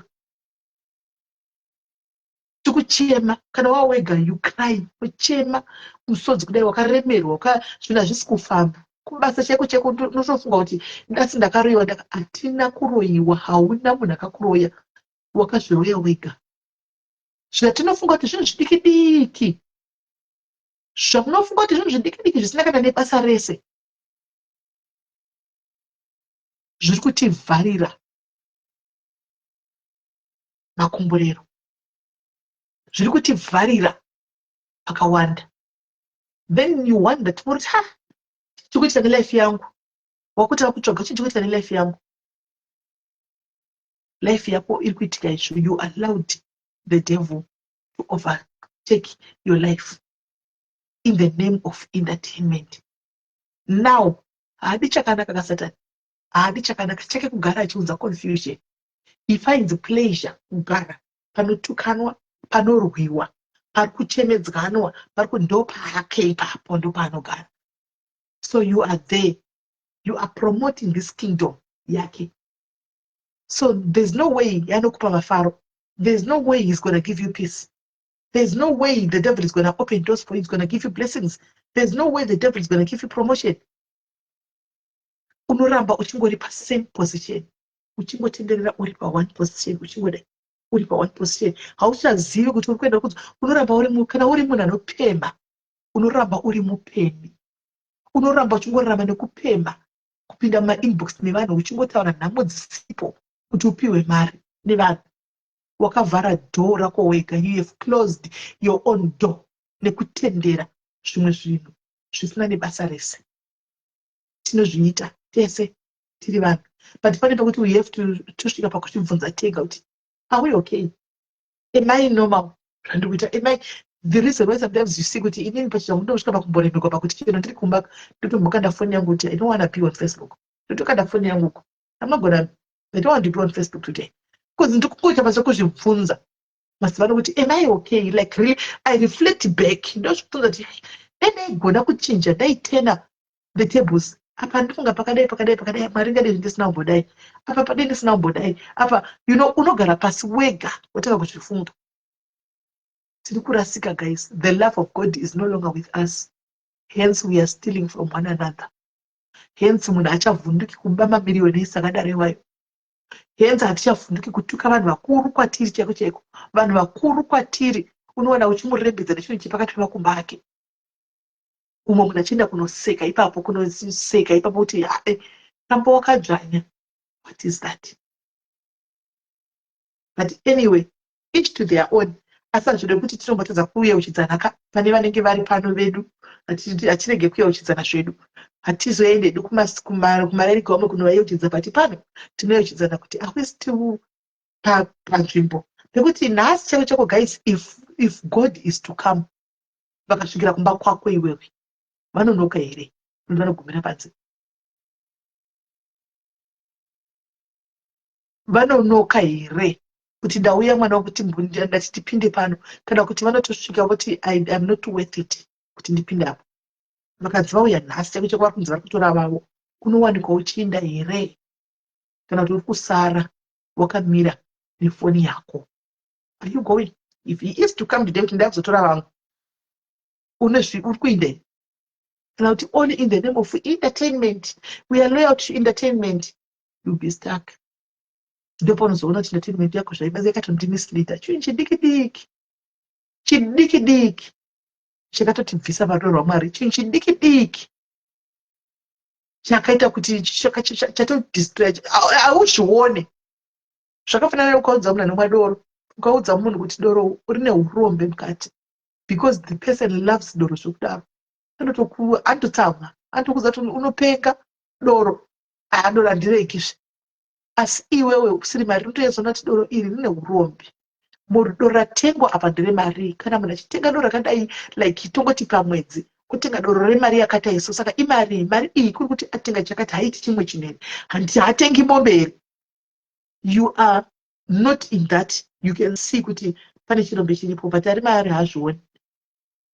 Ndo zvatiri hatizvioni kana chipinda muzvinezvi because takafambira entertainment. It's all entertainment. But entertainment, I am very careful how you entertain yourself with this entertainment, because you open doors for the devil without you realizing you have opened a gap to the devil. Now apinda kuchamuburitsa hauchagoni. Vangani venyu pano vari kuda kudzokera panzvimbo but zviri kuramba uri kutadza. Uri kutadza kusimuka chaicho kuti usimuke chaicho asi kuti udzokere panzvimbo dai zviri kurema uri kutadza. Ni vakawanda ndotaura navo kuseri kwanouya simeri ndikutadza ndakutadza. Anokutsikirira pasi. Kutsikirira pasi chako mumwe wakakora chizati dambudziko rangu rikauya ndinorichemera kuna madoro. Iko zvinoti namata dai hauchagoni. Akatsikirira kuita kutsika nejombo nebhutsu kudai. You are failing to stand up kudzokera pachiposition rokutadza. Because akatowana wakavhura gap. You opened doors. Dei rudo rwamwari rukadzoka matirika. Chero kubirana kwacho mufamily. Chero ukama hwairi kudhara mukautarisa kuhama dzedu dzakare neukama huri kumazuva zvakatosiyana. Kudhara ndakambokuudza ngati kwaibikwa nepoto mufamily of 4 kwaibikwa nepoto, zipoto reblack zomberera because aitozati kuchangopinda random people vari kupinda kuzongodya. Vachangouyawo kwaa kusinganyime munhu chikafu.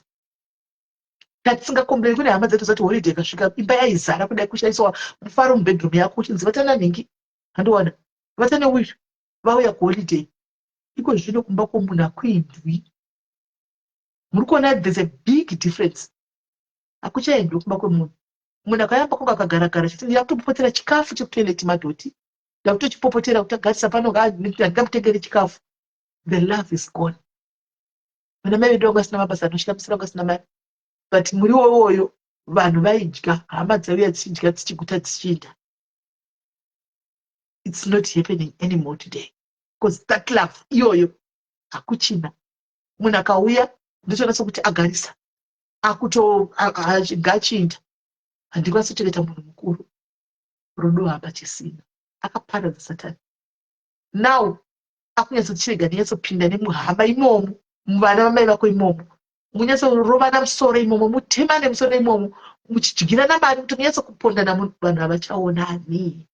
Bhaibheri chanotaura kuti mazuva ekupedzisira marudzi achapandukirana, murume nemukadzi vachapandukirana, mafamilies muchapandukirana, muchapa musingaonani. It's happening guys. Hatichaonani mumafamilies nenyaya dzemari, the love of money. Hatichaonani. Kauya saka akanyatsokuona gepu rake akanyatsoona kuti apo neapo neapo akakondrola ipapo, ndo pakauya kuzokomblena ipapo. Akondrola ipapo. Chinoita kuti muzoti ndinofamba ndichipiswa nevanhu. Ndo chacha ndiri kutaura moms kuti rudo hapasisina. One, you don't want people in your house because makavhara gepa kuchina chinonzi rudo. Two, auya wacho haana kuuya nerudo zvakare. Saka ari kuuya kuzotora zvinhu zvebaba takuipisei. Ndo zvandiri kureva in overall is an umbrella to say the love is no longer there. That love of God is no longer there. Some of you guys, you could be far. Muri kure. Munge musiri pamuri hapasiripo pamuri. Chaipo chaipo. Somehow you closed the door. Wega. Wega. Wakavhara door racho. Parepa wakuti ripinde napo. Pinde na rudo hapasisina. Ndosaka tiri kuurayana. Ndosaka tiri kubirana. Ndosaka tiri kuita zvesezvi. Rudo hakuchina kwese. Dei mwari angotigonera, I don't know how. Tadzokera parudo. Hakuna munhu anopinda mai munhu otora mapictures mai munhu pasina piwa permission inoposta. Hakuna munhu anobata foni yemunhu yausina kuzibata. Mwana vaedza ukaya kudzimba dzenyu munoenda kutovhura mafoni. Taura chokwadi guys. And shame the devil. Muedza akauya kumba kwako unofunga kuti muedzi ukafunga kuti pane zviripo akasiya foni apo kuti wangochaibaya kuti uone kuti haufa. Where did that came from? Rudo hapachina. Unoda kuto private yemunhu, privacy yemunhu unoda kutovhura kuti unyatsokuona kuti chii chiri kuitika. Foni isisiri yako. muedzi akauya nebhegi rake ndivatete ava vashanya kumba kwemuroora vakangosiya bhegi ravo vakaenda sekuda kuda kuvhura mubhegi iroro. Taurai chokwadi guys, kuda kuona kuti mubhegi munei, because hauchava trust. Hakusina rudo vanogona kuuya vakatakura tulabhechi rudo ari mubhegi. Saka unoda kutoona asi zviri right here kuvhura bhegi remunhu hazvisi. Saka rudo harusisiko kwauri, rudo kuna vatete harusisiko. Trust mese muri tu hapachina, hapasisina. Saka rudo hakuna in both ways. Vatete vacho vauya newe wacho muroora uchavhurawo bhegi zvaandika iyo vatete ova pamwe vakatakurawo chidhoma, nokuti rudo hapachina. Kundivigira kukuvigira chikafu kuti ndauya ochaidya hauchidyi, unosara uchiisa mubhini because rudo hapachina. Unonge uchitogaya kuti pane chavatoisa, pane zvadini kuti vandisire haikona pamwe chakachena zveshuwa, asi nenyaya yekuti pamwe ndinogona kudaro futi ndaisa mushonga zviriko futi, the best way unotorawo rasa. Saka both parties rudo hakuchina. Andimona tikafara guys, tifare tindiki torangarira kuti upenyu hwedu hune muridzi wawo. Tikafara torangarira kuti but Mwari, after all this you are still God and you are there and you still be the same God. You can never change. Today, tomorrow and forever you will remain God. Imi muridzi wendenga nepasi. Iyemi the owner and the finisher of my life. Iyemi munoziva ramangwana rangu randisiri kutoziva. Iyemi munonzwa maconversations ari kurongwa pamusoro pangu andisinganzwi. Iyemi munotondizwira dzimwe hondo dzandinenge ndisati ndatomboona. Imi makatodzoona nechikare mukatogara matondizwira hondo idzodzo. Mucharamba muchingovepo pachigaro. Izvi zvinouya zvichidarika izvi. Vanhu chaiva vakauya ngati mupenyu hwako, varume vakauya vakadarika vakaita. Vamwe vakapiwa vana chaiva vakauya vakafa vana vaya. Mukapinda mabasa mukauya mukabuda, because zvinhu zvinouya zvichidarika. But that's one thing chisingadariki chiripo. Let's go back to the love of God. Back and forth yacho yakanyanyisa. Kuma families kubirana pana patotogwadzwa nenyaya yemunhu 20 million. It's not a joke guys. It's not. How many families are affected in 20 million? How many? Pamwe vangapatora nemari dzemainvest yevana vechikoro because the love is not there. Akaona zvakakodzera kuti arove mari dzemadinga, adye mari yese iyi. Handizivi guys. Regai ndiende guys. Mwari akuitire zvakanaka, tobatana zvakare kana later off ndinoyandika. God bless you guys. But tine bholi yedu guys. Kwai meeting handiti. Saka tozongoona pameeting zvakamira sei. Tobatana kune meeting na 8. Saka tosangana pameeting na 8. Alright, iripo guys. Bye bye.